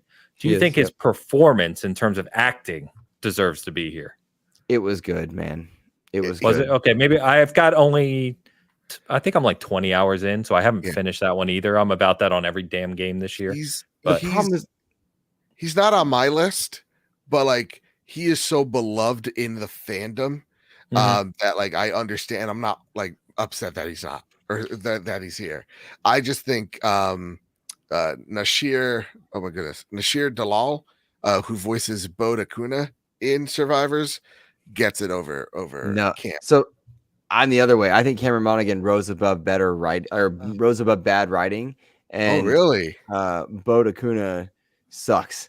And it was a bad character and had no place there. It was so bad. I thought it was bad writing. Alex in the chat says the later part of Jedi gets him in. Yeah. I agree. Did Alan Wake care? I've not fit play. I stopped. It's Saga. She's Saga. Right. I Yes. see Saga, but I don't see the person Right. who played Alan. Matthew No. Portella, who is the voice of Alan that I learned today. Voice of Alan is not here, and he should be. Okay. With Idris Elba, the interesting thing there is it's an excellent performance in a video game. Like it feels like you're playing through a movie with him, but he is Idris Elba. Yeah. Do you know what I mean? Like Yeah. it's like he's Idris Elba. I don't know if that's just because his face is in the game, and of course mentally you associate that with Idris. And I love Solomon Reed as a character in Phantom Liberty. I think he's excellent. But I don't know. I don't know enough about the performances, I think, to really speak again intelligently to this one. Yeah. And I know Ben Starr's become like a fan favorite too. That's the one I was joking that you were biased to, Joe. But he's been on the show, an excellent guest. Yep. Best RPG, which is another category you could define 900 ways. We've got, Baldur's Gate 3 is the game of the year contender, and then you've got these other four. This is where Starfield showed up, of course. Talk about I think the nominees themselves show how vast this definition is, because these are 5 vastly different games. I don't play enough RPGs to give you a good take. It's truthfully, I know Kyle and I had a lot of disagreements when it came to Final Fantasy 16. But Alex said, "I love Final Fantasy 16. It's a travesty in here." Yeah, I agree. And Liza P should not be here. It's an action RPG. I get it, but it's an action game with RPG. And if you're gonna put Liza P here, why don't you put Diablo here? Yes. I mean, that's an action RPG. It's right there. Well, it's the Xbox tax. That's right. I forgot about the Xbox tax. They had to let Starfield get somewhere, exactly. Yeah. Exactly. Final Fantasy 16, in my opinion, it not being an RPG or having good RPG mechanics is what turned me off of it. I literally stopped playing it because it was boring me to tears. That's what disappointed me about that game, even despite hearing all the good things that happened later in the game. I think Sea of Stars is a pretty obvious kind of traditional RPG formula. Baldur's Gate 3 far and away is the defining RPG here, but I think Starfield's a good nominee here as well, obviously. Yeah. Again, Chat GPT'd it. Yeah, and again, you go down to 5 for this category, that feels like you could have probably 50 games in it. Yeah, I don't know. It's just strange to me. Score and music. Alan Wake 2 is going to win this, and if it doesn't, I'm going to flip a table. I don't have a big opinion on this one. I do know that, of course, with the unique songs and how they play into the story of Alan Wake 2, it's getting a lot of praise. Excuse me, but I haven't heard enough of the other games. Excuse me, sorry, to really know. It's sad to me that Hi-Fi Rush won't win this. Not because I've played enough of the others to tell you that it should, but Hi-Fi Rush is just so uniquely cool that I feel like it's a shame it's going to get overlooked, not because of an Xbox tax, but because of the quality of these other titles. No, it's the Xbox tax, dude. It's got to pay. I will briefly say, I do think there is an element of coverage bias in media because of different topics. I think you see that across all mediums, but the idea of an Xbox tax is stupid. And if that's your jam on Twitter, you're dumb. I definitely think there are sites that go toward. No, I'm doing it. Don't do this. You don't get it. Some loser is going to quote tweet this. 4 million coming in. 4 million coming in. I host the Xbox expansion pass. What are you going to do? Take away? I'm telling you, you don't get it. The YouTube podcaster with 6 people on his panel is going to just clip this and wait for about 3 months to dunk on you on social media.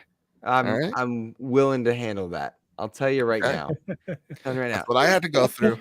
If you think there's an Xbox tax and that's what the hill you're dying on, you're an idiot. You are dumb. There's absolutely the idea that if you write an article on a topic and it generates traffic, you're going to write more because that's what you need, traffic to either consciously or subconsciously feed your algorithm to keep your employment, up your engagement, your interest level. I think that is a thing that does happen. It doesn't just happen in our medium, it happens across every medium. Yes, there's a reason that I get a whole lot of Zack Snyder articles for 3 years straight because someone's writing them and people are clicking on them. None of them had any substance, but I still clicked on them. But I feel like these people living under bridges are trolling out here, and they're jumping on and clicking these things, which is causing people to write and spotlight it more. The idea that Travis or anyone else at IGN's like, oh, it's on Xbox now? Well, I'm done. Like, that's stupid, and you're dumb for thinking it. I don't care. It's dumb. Do I freaking love Xbox games? Yeah. I like Redfall. Hello. Like, hello. I get it. But also, you're dumb for thinking there's a bias against you. Find something better to do. Like, play the games that are out there. Please. Yeah. I'm with you. I'll I just think circle you're back by saying, go ahead. I when I saw the Xbox tax trend on Twitter, I actually lost brain cells looking at it. And then I made this quote like this tweet going like, seriously, y'all, this is what we're doing. This is you're being crybabies. I'm surrounded by Ori special editions and special Xbox controllers and One X's Scorpio editions, Gears stuff. I love Xbox. Shut up! Like, what are you talking about? The Xbox. I don't see Spider-Man 2 rolling out or Alan Wake 2 rolling out of Xbox right now. I don't. Well, I think it will in a few years, but who cares? I got to buy and play those games. To me, it's like if those games are your jam and they are yours, right? Yeah. It doesn't matter if they're on this list or not. Nope. It doesn't matter. It sure does not matter. This whole award show is just it's a award show. A piece of sand in a bucket, or sand in the ocean, whatever. Like it doesn't matter. So when I see that, I'm like, this is why nobody wants to talk to us. Like it's why it's so hard to get coverage on our shows, because when we go, oh, we're a PlayStation podcast, literally PR goes, ooh, okay, but like, what type? Are you a YouTube podcast with 6 people on the panel? And shit happens no, we're not. Happens to me all the time. And we have to be like, this is what we're about. And it's the reason why devs don't want to talk to us or be as transparent that they can with us, is because dumb idiots out there complain about these conspiracy theories of which there is nothing to it. Like, Phil Spencer and several Xbox execs sit on the board of the Game Awards. They absolutely knew what was coming out today.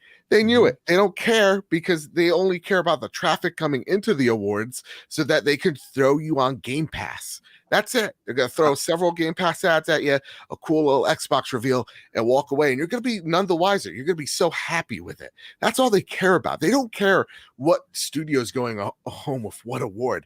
They don't. They see bodies and eyes on screen, and that's all they care about. So when I see that, Xbox Tech, it's like, shut up, get an actual personality. And then I got one of these Xbox fanboys going, well, Joe, here's a tweet from you from 4 months ago saying like people that complain about complainers are annoying or whatever. I'm like, okay, if that's the W you think it is, I'll take it. But just know, if you screenshot a tweet, put it in a folder named Badbit just to wait for the day that I trip up, that is some ladies cover your drink type energy. That is just makes you the lamest person ever. Like, never have I ever done that, and I'm a pretty sad human being. I'm going to tell you right now, I have to claw my way for every developer that I interview, ask, beg, and try to prove myself 10 times over for any publisher of any caliber to look at me, be willing to take a chance, because I don't have the numbers that some of these Xbox tax shows have. And like, it drives me nuts. Yeah, it drives me. I know I don't have people that do that will beg for me to be on their show because I'm a like reasonable minded PlayStation person, And so it's just like, it's bonkers the way that there are obvious criticisms of the show. We've talked about it for the last hour and change, right? But all of them don't have to deal with weird conspiracies. It's more like, how did this not get here? right? So I'm not thinking Dave the Diver got into best indie game because Dave the Diver paid Jeff Keighley 50 grand to be on there, right? I'm not making conspiracy theories as to why Diablo wasn't in best RPG. This list is flawed. That's why it's important to make your own. Just it's coming down to like, this is why social media has gotten so shitty.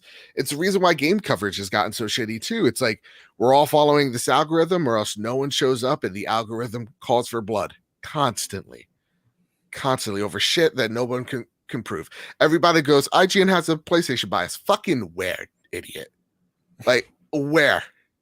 Where's the proof? Oh, they gave the hell. Shut the fuck up, you child. You 40-year-old that's making a podcast that's waving their fist around because Starfield got a 7 and not a 9.5 that you imagined in your head, you fucking idiot. Like, I'm just so tired of it. I love Starfield. It's one of my games of the year. I'm not putting out a tiki torch and marching to the Capitol because it's not in that goddamn list. And at your fucking age, people. I'm sorry for so many F-bombs. If you're watching this or listening to this in your car with your kids, you're killing my channel's algorithm as we speak. I'm sorry. I love that Joe said, Luke, don't do it. You're going to get people after your head. And then Joe just proceeded to take over the whole rant. But I'll say this, there's nothing stopping these people, anyone from making your own game awards. I know Joe's show's doing it, Ames, your show's doing it. I doubt XCP, we're gonna do like the gems thing, because that 7's Find the Fun is our thing. Yeah. But like, whatever, nothing's stopping any of you from doing that. And rock on, play what you want to play, but don't play on my timeline and then get mad at me for not participating. You guys kind of already said it. I won't stay on it. All I will say is your very first point, Luke, about they're going to write about what people want to read about. I think people do need to understand that globally, and we say this all the time here on Big Cast and your guys' show, globally, PlayStation is a much bigger brand than Xbox, period. It just is. It's going to get more coverage for that reason. This should be freaking obvious, right? Volkswagens get more coverage than Lotuses. You know what I mean? Like, it's just read about more. That does not mean that there's an inherent bias in people sitting at these outlets. Sure, there's likely some people who hate Xbox. There's likely some people who hate PlayStation or hate Nintendo. It's not 100%, it's not black and white. But it goes without saying, the vast majority of people are looking out for this. And as many people have pointed out, including Alex just now, the funniest part about this whole conversation, especially when they bring the torches to like Travis and IGN, is that if you look, Xbox games have gotten 9s and 10s more than PlayStation, and I think maybe Nintendo in the past 2 years. Like, there's at least 9 or 10 games that have gotten a 9 or 10 published by Xbox in the last couple of years, and it's just like, it's okay, it's gonna be all right. Yeah, and as you guys said, none of it matters. Doesn't matter. It doesn't matter at all. It should not impact your enjoyment of anything. So. And it's aggravating to me because as a PlayStation content creator, you might go, it's easy for you to say. How many times I call PlayStation out? Literally last week, we got called hidden Xbots in one of the chats because we dare say something negative about PlayStation, because we dare not say something that's absolutely glowing. Like when I talked about like the Last of Us factions a few weeks ago, the amount of hate that I got. So it's like, yeah, one day it's just like a flipping a goddamn coin. And I'm getting like, I am just sick of it. We could be better, man. It sucks. No, I'm the same way. I mean, I've gotten plenty of positive Xbox press. And then as soon as I say something, not even negative, but realistic, that is just not part of the echo chamber, it's like, oh, you don't know what he's talking about. Oh, okay. You don't get it for only $1 dollar. Okay, we're moving on. Sorry, I was making myself an aneurysm. Yeah, shout out to Motorfest in here. I know that because I played I played Hot Wheels Unleashed, I played Forza Motorsport, I played Motorfest. Of the three, to me, I thoroughly enjoyed Motorfest the most, and I loved Hot Wheels. And Forza wasn't for me, but it was impressive. But I think 3 of those games, all 3 the ones that I played, were all amazing. All amazing. Yeah, I mean, I reviewed Motorfest, I reviewed Motorsport. So I have a lot of time in both those games. I don't know what wins here. I'm a diehard Motorsport fan. I've talked about that at length. Motorsport had some misses for me. It does some things extremely well, but I gave it an 8. Is that good enough to win this category? I don't know. Motorfest, I gave an 8 as well. I thought it was a fantastic game. EA Sports Football Club, I know, is an annual franchise, as is F1, but I think they're doing great things too. I know F1 23 is supposed to be very, very good. So I don't know. We'll see what wins that. Sim strategy, I can't talk about this. I know this is one of the categories that got criticized the most. Oh, really? So from what I understand from the people who play these types of games, this list is a joke. Oh, wow. And there's several games that should have been here that aren't recognized. This, from what I've been told, this category more than any other shows the narrowness, the narrow vision of the people who work on these lists. Okay. But I don't know. I don't play them. Yeah, I don't play them. That's it, boys. That's the last one. Yeah, that's the last one. Company Heroes is a fantastic RTS. It really is. Because I'm getting tired. But there were a couple things I wanted to say just to anybody that's still with us right now. Yeah. Sorry for all the cusses. That's my bad. I don't care, but YouTube cares. Don't worry, Barry's gonna take care of it. He'll talk to YouTube. Thank God. Yeah, thank God. I want to make a tangential point to kind of what we ranted about a bit, but also in our discussions.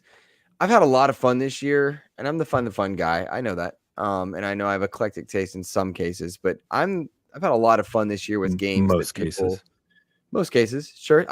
Yes. A lot of fun with games that didn't get the 85 and above Metacritic, 85 and this, that, or that. I've had so much fun, and I've seen a lot of them get updates lately. Like Redfall got its update 3. Redfall update 2 did a lot for that game. 3, I'm anxious to check out. Mortals of Avium did their huge update today. It's a free update, added new modes, new game plus, new enemies. I'm really stoked for that one. I really want people to check that game out. I did interview the dev, and I know that's a self plug, but I'm seeing a lot of games go on sale right now, and I think this is a good time of year for people to give games a second shot, whether they didn't buy it, passed on it, it's going to be on sale, whatever it is.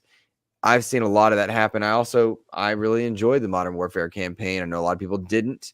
I stand by having a lot of fun. I saw people come to me and say, hey, I was scared to say, but I've been having fun. Play what you enjoy what you play, and don't play it because someone tells you have to. I'm so stoked for Alan Wake 2. It's one of my most anticipated games of all time. Not been in a place where I want to play that right now. Just emotionally, it's a big, heavy, not there. Play what you want to play and enjoy it. And that is genuinely the thing I think too many people forget. Games should be fun. That's my thesis, I suppose, on that. The Xbox tax is real. We need to march in the streets. We need to fight for Lord Phil. I'll buy the t-shirt, by God. It's funny you're talking about, Joe, about people like you get criticized from both ends. Alex just joked. He said, sorry, I lost it. Where is it? Oh, Ains was an equal opportunity offender with Forza and GT7. And I said, yeah, GT7 comes out and I criticize it because it was missing some things I thought, bad car selection, bad kind of progression system.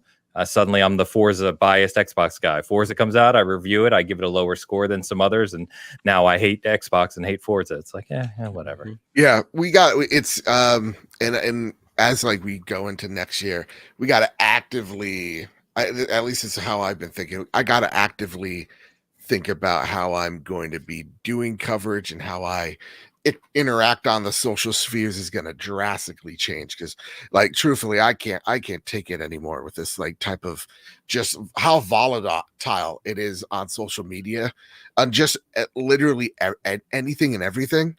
It's just getting annoying. There's just nothing, not to say like everything has to be cheery and optimistic, but like it just seems like, I don't know if it's just me, but it's just so doom and gloom that it's just like this. And everybody hates everything. Everybody has to like critique a certain thing. You know, like if you're an Xbox guy, you gotta hate Spider-Man. You gotta show the cube Spidey. And if you're a PlayStation guy, you gotta show, a door not loading in Starfield, whatever the case is. Like, I'm just so tired of it. I want to talk about the games, the people that make them, and the stories in a real way, man. I just the dialogue that's been happening is poop. Yep. I agree with you. Let me get this comment. This is a good one. Terry Good evening, Terry. She said, thanks for a great 2 hours, boys. I've missed you. Can't wait till Sunday and hearing the big cast ravings. It's going to be fun. I promise. Joe, your rant was great. Love hearing you talk with your heart. Thank you, Terry. I also ranted Terry. It's fine.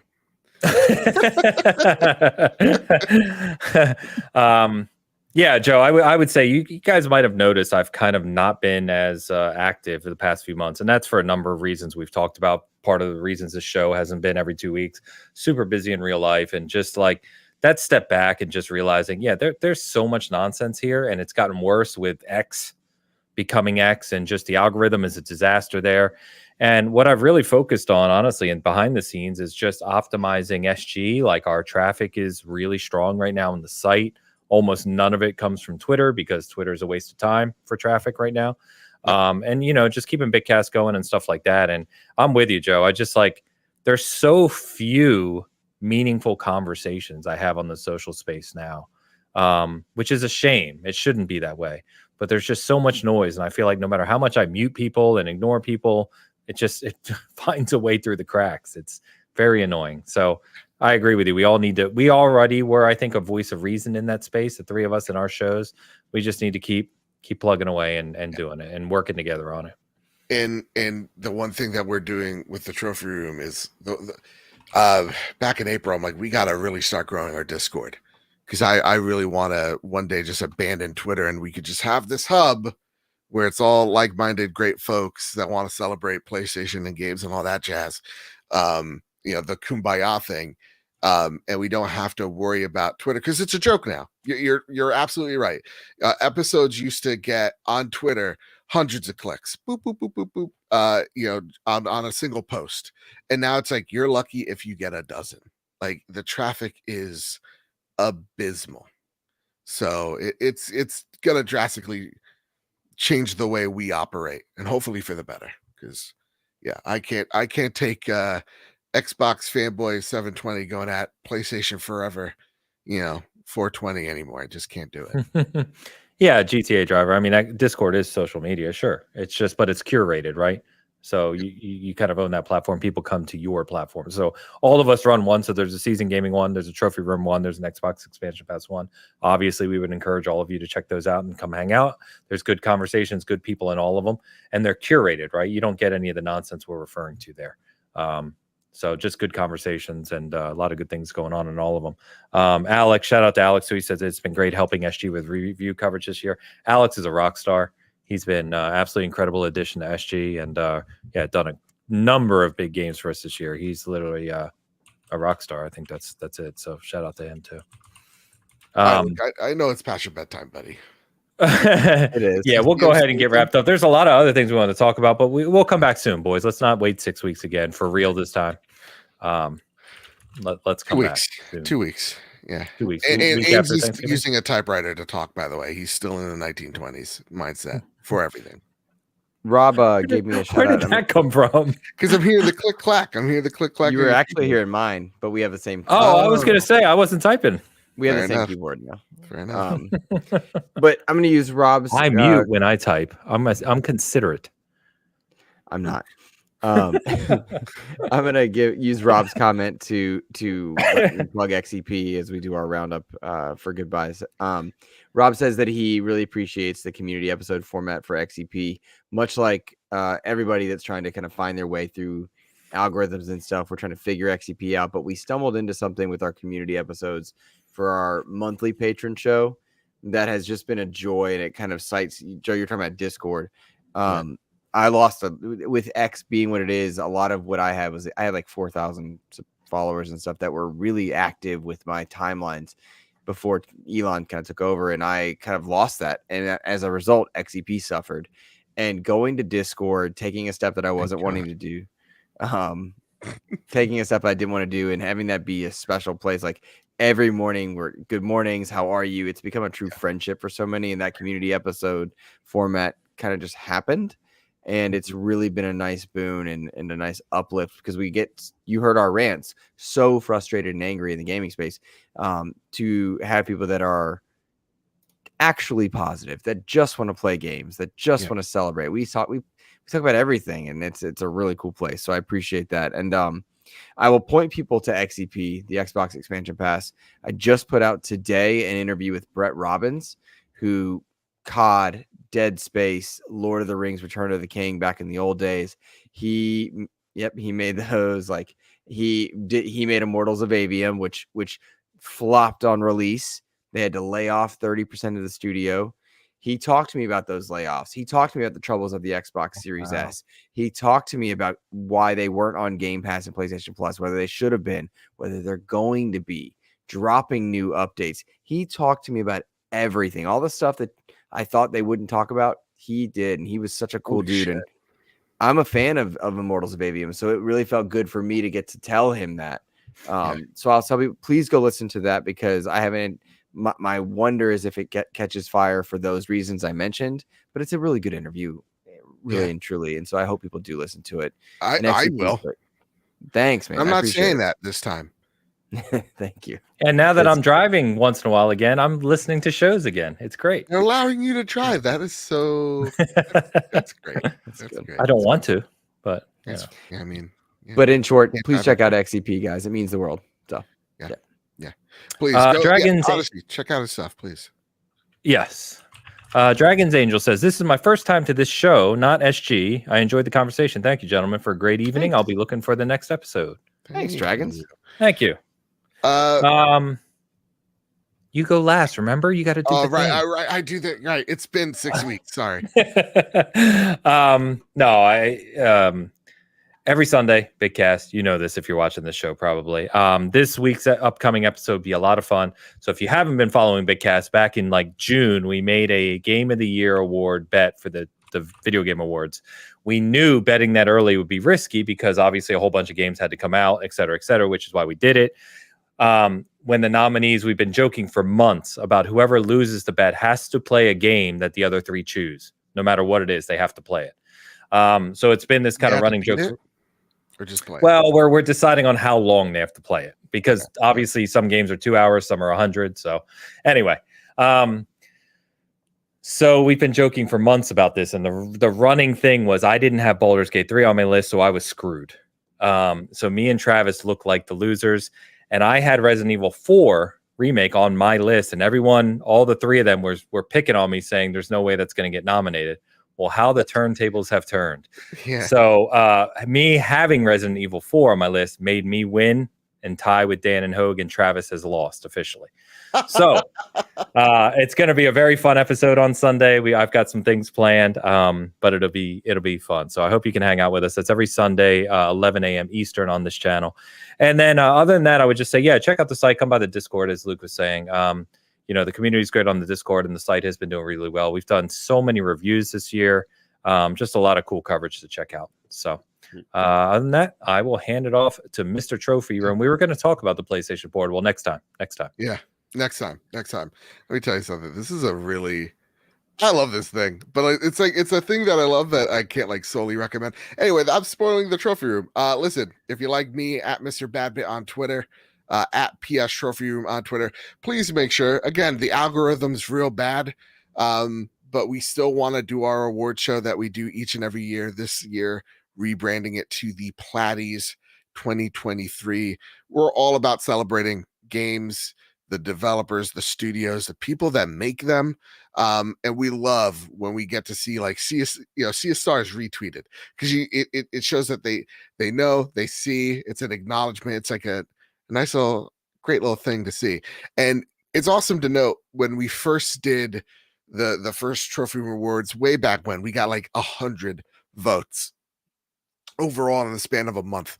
And to see that we've gotten hundreds in the span of a few hours is really awesome to see. And it just kind of shows the growth that the Trophy Room's gone and taken. So make sure you check out the Platties. I've been posting it everywhere on socials, so if you're following me, you should find the link there. Also, this week's episode of the Trophy Room is a legitimate banger of a time. We talk a whole lot about this controller. We do talk a little bit about the Game Awards and our overall thoughts as well, but honestly, it's one of my favorite episodes. I feel like I'm a broken record when I say it, but I love when Kyle comes into a show and he's legitimately angry at me. And it is just the chaos that ensues is just unlike anything. So it's a really fun episode. Make sure you all check that out. The Trophy Room, a PlayStation podcast. Find that on YouTube. Find that on anywhere you get your podcast service of choice, whether that's Apple Podcasts, Spotify, Google Play, wherever it is you find us. You can find us there. And rate us 5 stars if you really like the show. It really does help us out. Throw us a 5-star review over on Apple Podcasts. It really helps us. See how frustrated I've been when I see a 5-star review? Ooh, does it make my day? So that said, with all that out of the way, well, hold on before you close. I've got to end the poll here. We landed on a tie, honestly. So 50% of the audience thinks absolutely there's an Xbox tax, and 50% says, of course there is. So yes, we have definitively decided here on Cast Co-op that 100% there is an Xbox tax. Yeah. So I'm glad we could at least settle it once and for all. Let's get our tiki. Not the first time an election's been rigged, I tell you. God, ain't gonna be next time. I tell you what. Listen here, by God. Keep. Oh wait, I gotta go back to the original. Keep casting. Keep looking at that Call of Duty. Keep casting that call. Boop.